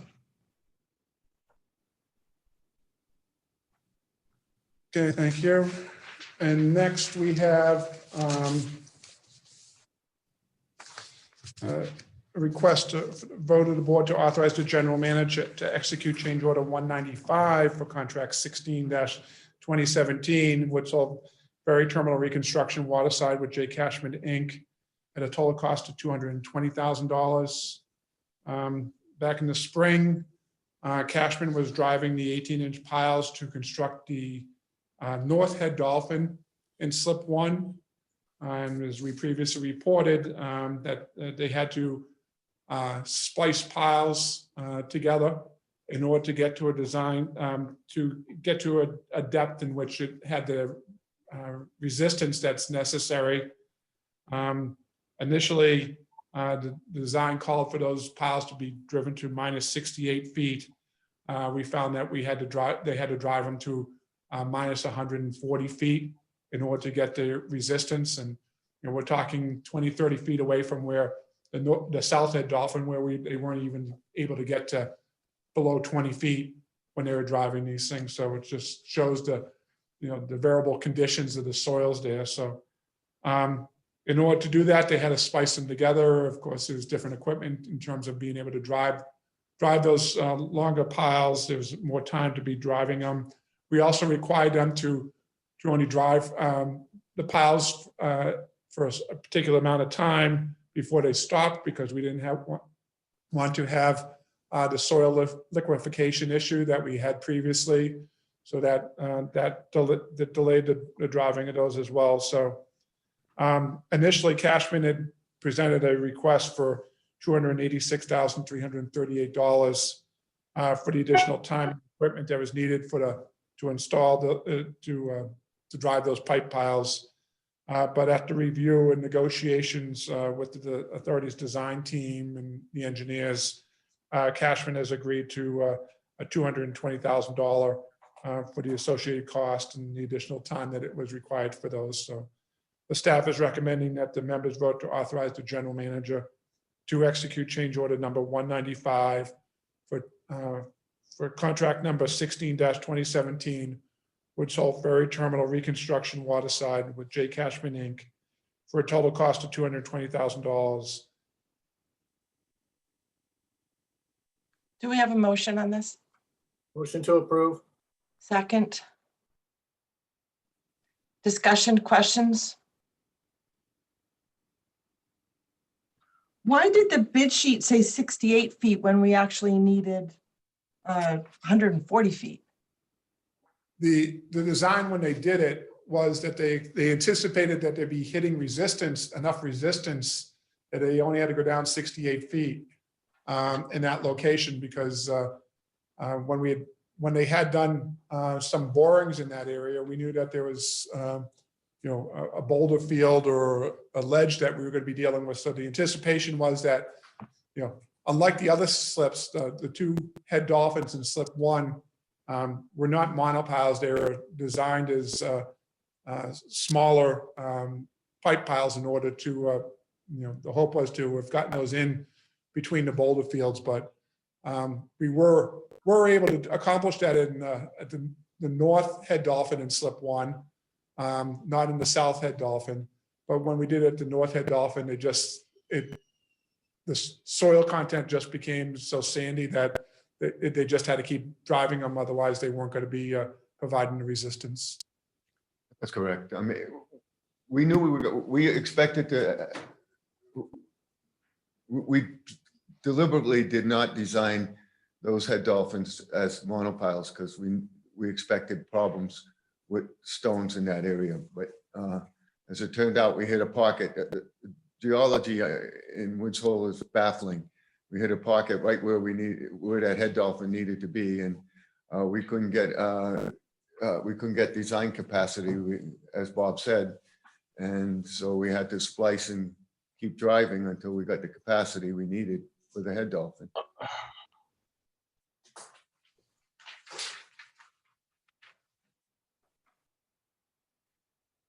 Comments, questions?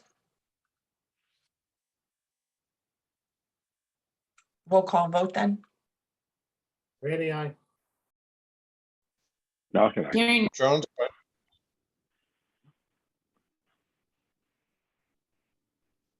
Wilson, yay. Yes.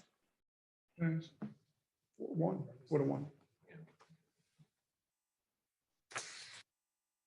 All right, so next we have requested a vote of the board to authorize the general manager to execute a purchase of miscellaneous engine parts that would be used for the MV INO, Governor, and MV Woods Hole. They include turbocharger parts, injector parts, fuel pumps, fuel oil cooler parts for MTU 4000 series engines, and other miscellaneous parts from Stewart and Stevenson Power Products LLC Atlantic of Marlborough, Mass, for a total price of $477,145.68. Stewart and Stevenson Power Products LLC Atlantic is the sole authorized sales, parts, and service distributor for MTU America for Southern New England. So it's they're a sole source. They split the country up in regions, and they're the only ones that service are authorized for sales in our region. So we want to purchase MTU diesel parts for planned maintenance on 2 of the MTU engines on the INO, 2 of the two MTU engines on the Governor, and the 2 MTU engines on the Woods Hole. We'll be using in-house maintenance staff to be performing that work during their repair periods. The price quotations includes core charges of $89,451, which will be credited back to the authority once those cores are returned. So after those are returned, it'll come out to a final cost of $387,694.68. We originally were planning on putting these in the 2022 operating budget. At the time, there was an estimate of $426,000. But we moved these parts up. We accelerated them into 2021. And mostly because we're concerned about the supply chain. We're starting to experience more and more delays in getting parts and materials. So we pushed this up to try to get these orders in sooner than later. So we're looking for the board to authorize the general manager to execute purchases of miscellaneous engine parts, turbocharger parts, injector parts, fuel pumps, and fuel oil cooler parts referenced in quotes number 301-30535, number 301-30529, and number 301-30580 with Stewart and Stevenson Power Products LLC, Atlantic, Marlboro, Mass, for a total contract price of $477,145.68. Do we have a motion to approve? I move. Second. And a second. Any comments, questions, discussion? Mr. Malkin?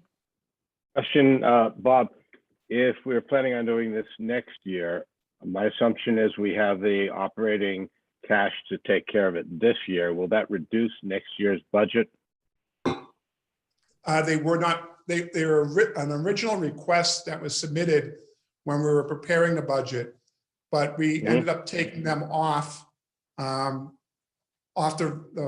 proposed and the final, the proposed budget, because we anticipated at that point that we needed to accelerate this. And yes, I think the cash is would be coming out, it would be impacting this year's. Thank you. Mr. Jones? Bob, I assume these are an immediate need. They're going to be immediately installed into the boat, or are these going on the shelf for, you know, service in the future? Yeah, so Sean will bring Mark over, but my understanding is that in some cases, these will be put on the shelf until those vessels go into repair periods in terms of being available as spare parts. So Mark is coming in again. Yeah, these parts will be used in our planned maintenance program commencing in January with the Island Home and the Woods Hole. So it'll be stepped. Some of them will be mostly used during the first and second quarter of 2022. Okay, Mark, if in fact that this money is expended this year and our budget shows a surplus, would it not be good for us to use that particular money, that earmark, to get more parts on the shelf? Yes, that's we do have spares on the shelf. These are for planned maintenance items, such as on the Allen Home, we have turbocharger overhauls due in January.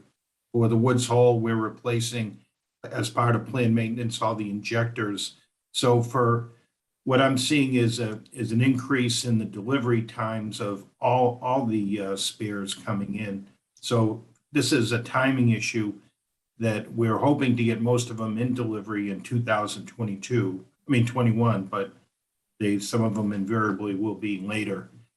We don't get any notices, for instance, from the engine manufacturers on increased time delays in parts. So we're being proactive to get this done to be able to have them ready for our repair planned maintenance periods. Okay, my point basically is that I get all of that and applaud that.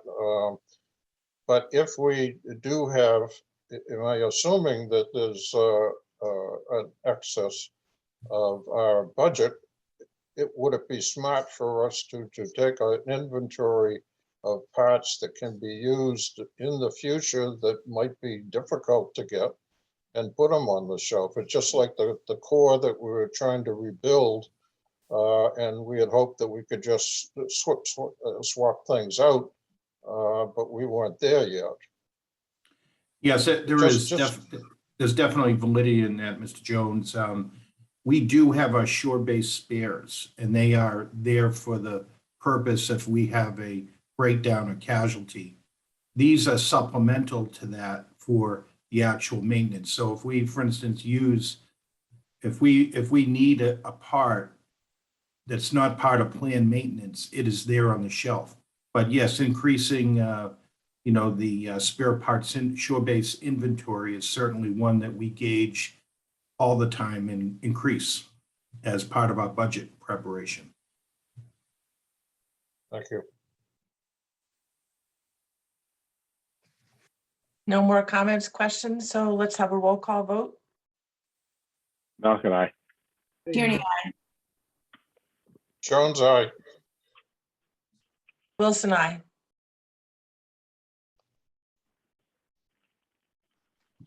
Rob, you said aye, yes? Yep, Randy, aye. I didn't catch if Mr. Malcolm. Aye. Also, thank you. First time I've been told I was soft-spoken. All right, so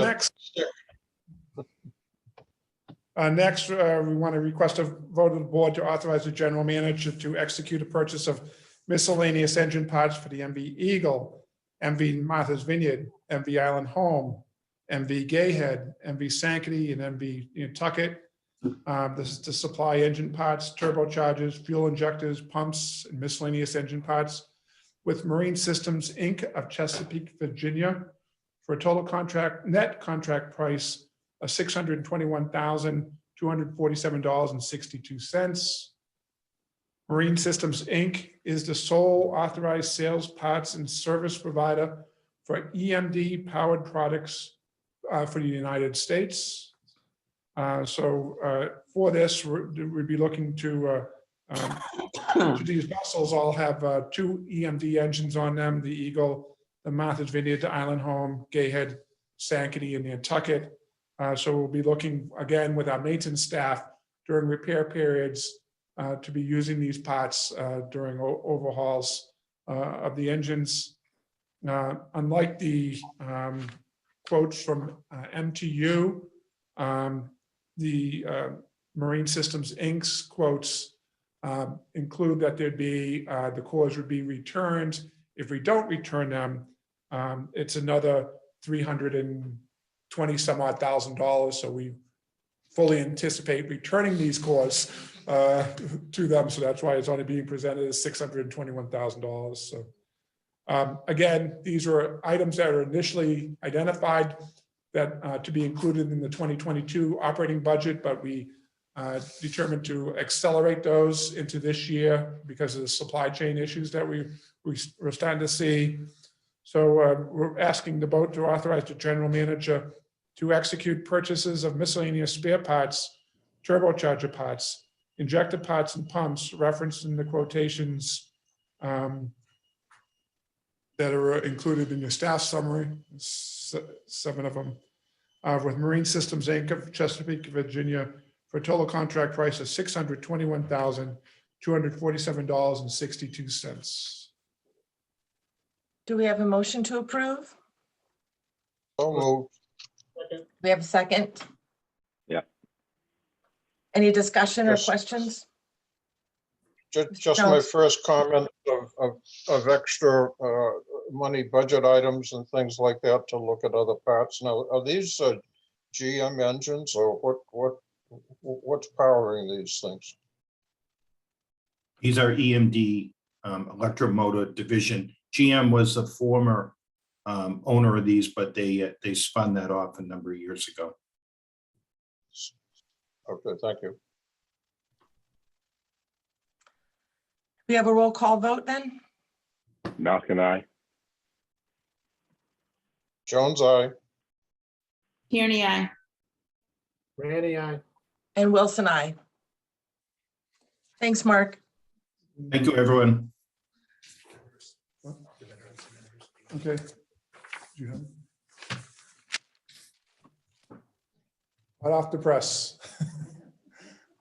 I do have one thing I'd just like to bring up under the old and new business, if I may. Yes. Mr. Chair, okay. As you recall, Veterans Day was last week, and the board previously had approved a going forward practice of affording veterans free walk-on passage on Veterans Day. So in 2021, we ended up having 38 people avail themselves of that service to and from the Nantucket, and 52 on the Vineyard side. By comparison, last year, it was 24 and 30 for a total of 54. So we had a nearly 100% increase year over year. So I'm glad to see that the veterans are taking advantage of this program, and I think it's well received. That's great. Good. Anyone else have any announcements or old or new business?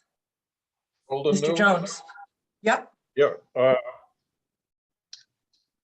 A week or so ago, I listened to the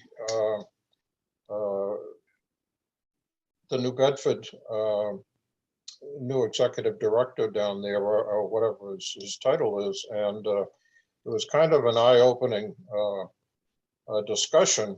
And what I brought out of it was New Bedford is more than willing to work with the Steamship Authority, but the parameters that they want to work with, that is proposals that will benefit the city job-wise, was a big factor.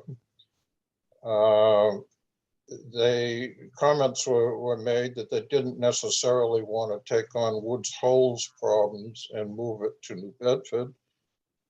They didn't see that that one person is sitting on the dock counting trips through New Bedford would be an economic boom to New Bedford.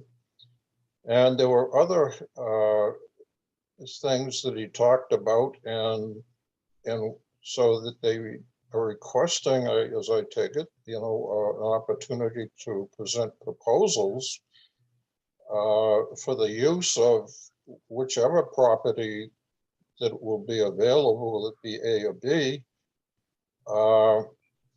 and which to me needs a lot of discussion. And I'm wondering if this board would be interested to take the time and perhaps in a meeting or another time or whatever, with during a meeting, maybe with a recess, which is called meeting as the committee as a whole, where you go into a separate session and talk about issues that you wish to talk about without making motions and negotiating positions and things like that, but open for discussion. And then you go back into your public session with any what your agenda items are. But I think, that I think the board should either encourage the long-range planning committee to take this avenue or that avenue, support them or guide them, or what. This is a big issue, and I would certainly be interested in hearing what Maura has to say about that. I hope you had a chance to listen to it more, but in any event, I'm not trying to discuss this today, but I think we, as the governing body of this authority, really should take some sort of a leadership position in what direction that we're going to take and how we're going to handle it. And it's going to take a lot of thought on the part of management also to bring some sort of conclusion like this. I mean, with what I see going on in New Bedford and Mr. Packer's operation, and now it appears that there's two properties, one with 100-foot dock and the other with a 450-foot dock or something on the other property. Is there a place in New Bedford for us to move our operation or establish an operation there? It's a huge question mark. I didn't take it as necessarily at that point a marriage made in heaven. And so what are your opportunities? You know, I look at the state pier, and something that we do have at least maybe an opportunity to use. Maura mentioned a few years ago or a year ago, whatever it was, of the authority going and buying property in that area. I don't know if there's any property available. I have no idea where we're heading. I do have a pretty good idea that we don't have any money. And part of this will be a development issue. And part of it, if we did come to some sort of an agreement with New Bedford, they're going to be looking for the best thing for the citizens of New Bedford, and you know what they perceive New Bedford to be as a harbor. It's a huge harbor. It draws a tremendous fishing group, and now we have the windmills, which are going to take up a lot of space and a lot of it'll be going for years. So my whole thought is this something that we as a board feel we should get into and weigh into and at least give our thoughts, and because I'd like to hear what every one of your thoughts are. And we don't get a chance at our meetings to bring this. We either rubber stamp something and go home. We're not really going out on the innovative side, which I think at this point here, this calls from some innovative planning, and it calls for leadership from this board to map out a game plan to move forward. So my question is, you know, basically, is this something that we as a board would like to set a time and to discuss? And maybe there are other issues and besides New Bedford. But excuse me, I'll stop there, and I got my point across. Go ahead, Morris. Bob, that is such a refreshing comment to hear from you. So thank you very, very much for opening that door. I think that, you know, there's potentially several opportunities for the New Bedford and the Steamship Authority to work together. It can take all sorts of different configurations, and you know, but it's got to be something that, you know, works, like you said, for both the city and the Steamship Authority. Bob Davis and I met with the executive director of the Port of New Bedford, Justin, the new guy, and it was refreshing. He had, you know, a couple of thoughts about, you know, where we could potentially cross paths. But I think you're probably right. It would be nice to have the board to meet and discuss this, because I think that, you know, really what has probably kept it from being up and running so far, and you know, we may have been a little bit late to the game, you know, in terms of what's available in New Bedford. I mean, New Bedford is just a vibrant, happening waterfront. I mean, it's got a lot going on. It's you know, in addition to the #1 seaport, in terms of fishing, it does have the offshore wind. So I think it's almost like now or never that we start discussing this. And I'm absolutely willing to work in any capacity that the board sees fit. And would welcome an opportunity to expand that relationship. And I think Falmouth would like us to, and Woods Hole would like us to expand that relationship. So I think what it involves is I think we're just going to have to stay committed. Mhm.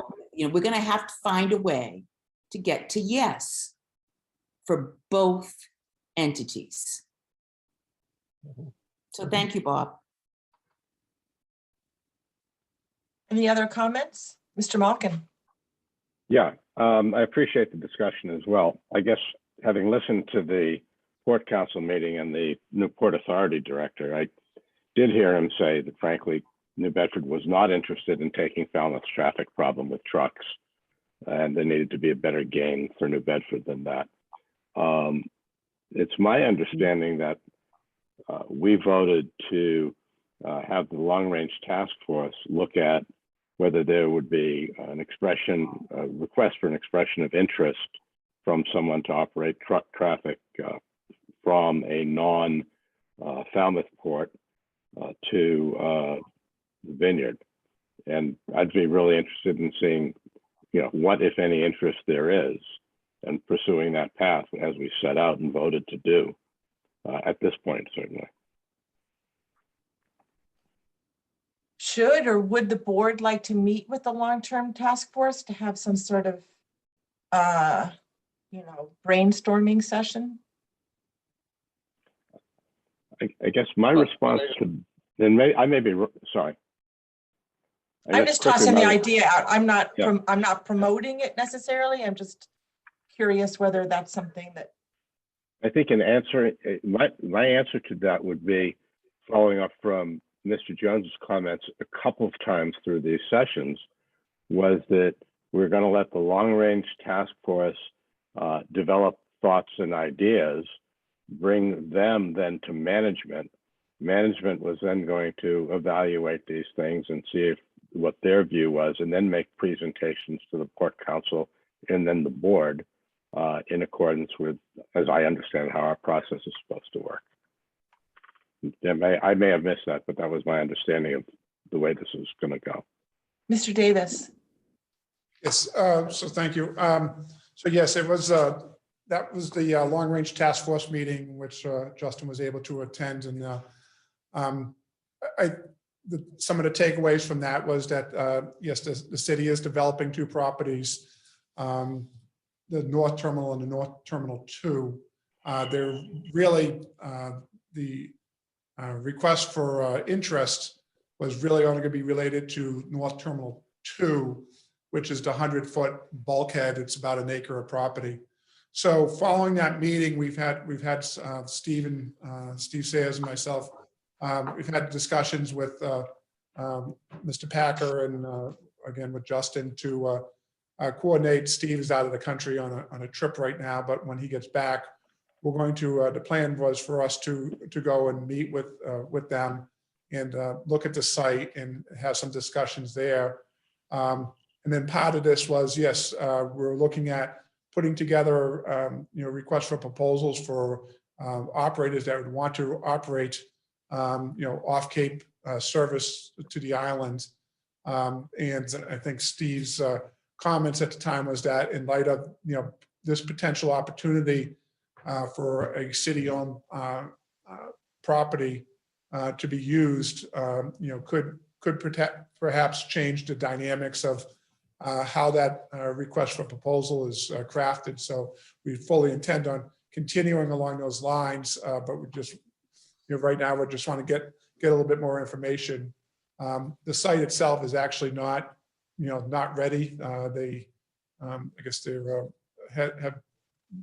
believe they have the permits to do it, and they're talking about having to install a bulkhead, and I'm not sure where they are in terms of the bidding process on that, whether they've put that out. And I wish them well on a bulkhead from firsthand. So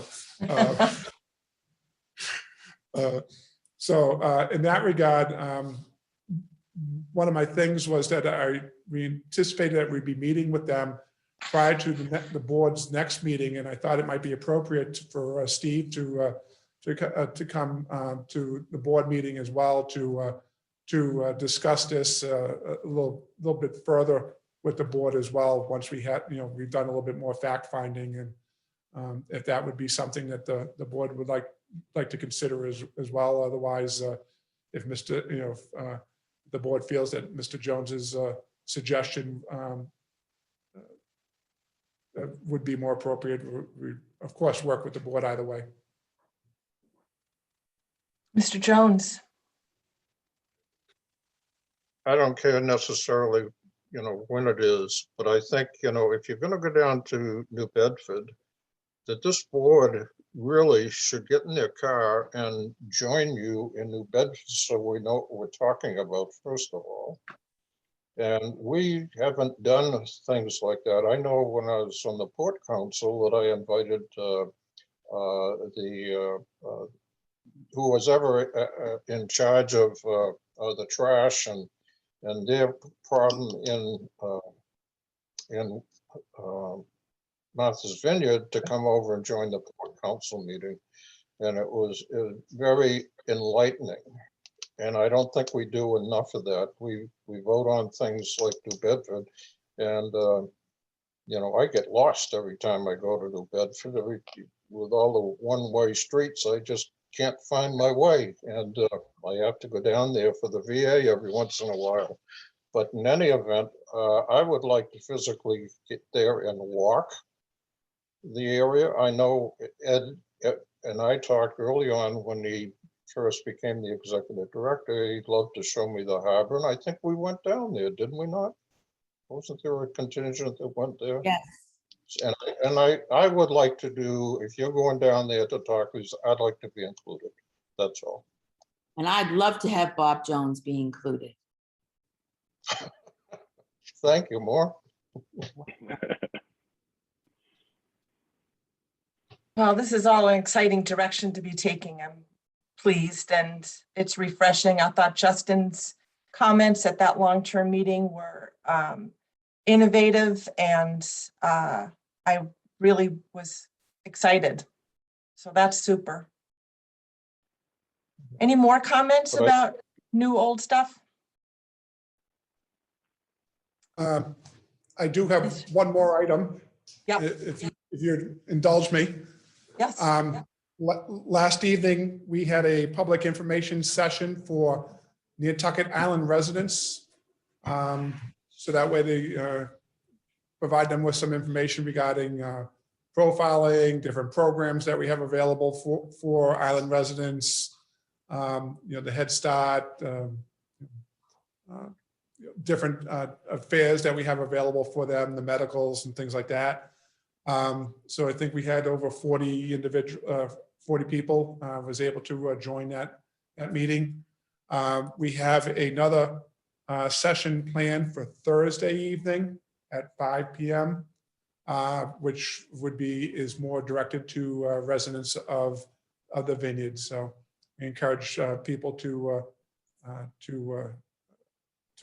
join and listen in. So great. Mr. Malcolm. Thank you. I noticed that the Times and the Gazette, the two Vineyard papers, are on this call, and I would encourage the Times and the Gazette to make sure to let our Martha's Vineyard residents know of these information sessions. This ties directly to the requests I've been getting for better communication, more explanation about what preferred status means, what the blue line means, how the medical process works, and all of those questions. These sessions are directly addressed to the concerns expressed by residents of Martha's Vineyard who are looking for more information on how things work so they can plan their trips. So thank you for that. Thanks, Jim. And I think that the Falmouth paper also ought to publicize it, because the more each of the port communities understand what's going on for their counterparts, the better we will all be. So Falmouth Enterprise, please publish this as well. Rob, you were Mr. going to say something? Just Yes. our information session last night, and it was very well received. And just the fact that the steamship was sort of going out there and providing information, a lot of times that people already knew, but we're happy to have the steamship presenting it. It was a good session. Good. Good, good. Mr. Davis. So I think there's a chat there from Mr. Brennan, but we did also, we did place ads in the island papers regarding these sessions, and I believe he included a link to the story on that. We sent out a media release regarding it as well, so. Good. Could I just Mr. say? Jones, yeah. one thing quickly? Yeah, I've said enough. But Barb, I really think you hit a home run when you're running those ads in with the employees. You know, thank you. We love you. We need you. Good job. And those ads, you know, pop right out at me every time. So good going. So That's true. Other than it had to be my voice, it's, again, that we did that on behalf of the board and port councils, because we understand, your appreciation for the employees and the work that they've been doing here and during the last 18, 20 months with the pandemic. So okay. Leave it at that. Absolutely. Well, I have an announcement to make. It's of a personal nature, but it affects our board. I've been pleased to serve as the Falmouth representative for almost 3 years. And I think I and we as a board have accomplished much of what I hoped we would do. There's a fuller awareness of how steamship fits into the regional flow of traffic and commodities, and what our future may look like in that regard, depending on what direction the board takes us. And the prospect of integrating New Bedford more fully in our operations is, I'm over the hill over that. That's great. There's a stronger dialogue developing between Steamship, Falmouth, Martha's Vineyard as to what demand means, what it means for steamship as well as for each of our port communities. And stronger dialogue sometimes seems bumpy, but I think a robust dialogue is important for all the parties involved. The plans for the new buildings have been modified to somewhat better suit the Woods Hole terminal location. And although, as I've said, I am still concerned about traffic impact. So I think we've got some room to work on that, and we should. So there's more to be done. This is a time of big transitions, and I will be excited to see how steamship moves forward. But let me get my breath. Due to circumstances outside of my control, and I won't go into details right now, I need to resign. I notified the select board last night and told them that I would continue as Falmouth rep until my successor is selected, or until the end of the year. So I'll keep you posted as to timing. It's been a pleasure to work with all of you, fellow board members, management, and all the employees who have talked with me. I've learned a tremendous amount from all of you, and I hope my efforts have been helpful to you as well.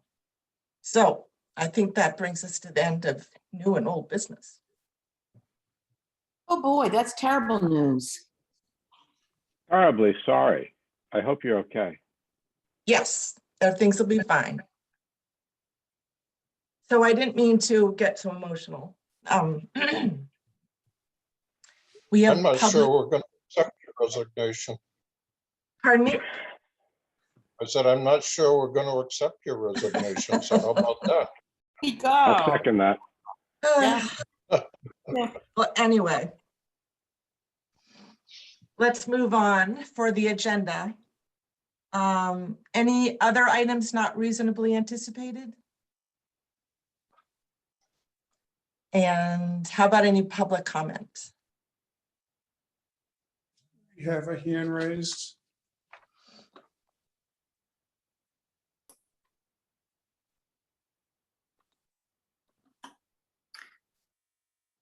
Catherine, you can go ahead.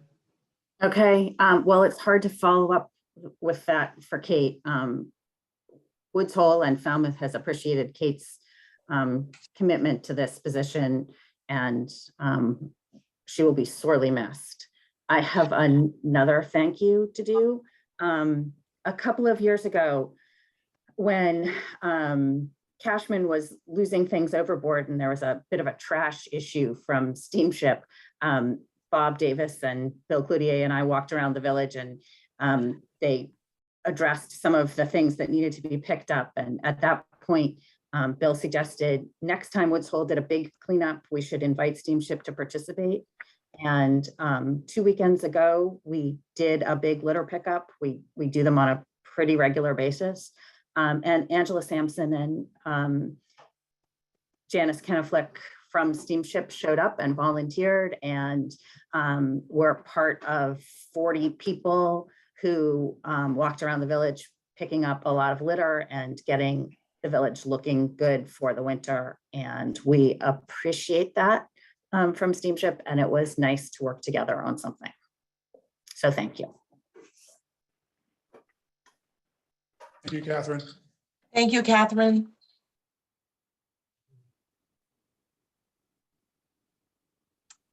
Mr. Pollard. Hi, I was just wondering if I could get a dollar amount on change order 193. 193 was $81,843.84. Thanks so much. Let's see. So I think we've come to a close of our, oh, Mr. Brennan. I thought I'd give you all some positive news from a commuter. Last night on my return trip from the Vineyard to Falmouth, I dropped my cell phone in my seat, and it miraculously got caught between the wall and my seat, which is a booth on the Island Home. And both the purser and the chief engineer came down to help me out. The chief engineer actually had to take out the table, which he did with expediency. And he managed to extract my phone from this very narrow area using a piece of wood. Unfortunately, I couldn't capture any of it because I didn't have a cell phone at the time, but it was just a wonderful experience. I've had great experiences as a commuter on the boat, and I thought I'd share that with you all. And just so you know, they were duly rewarded this morning with some pastries from the French bakery in Falmouth. So That's great. Good story. We won't send you a bell, George.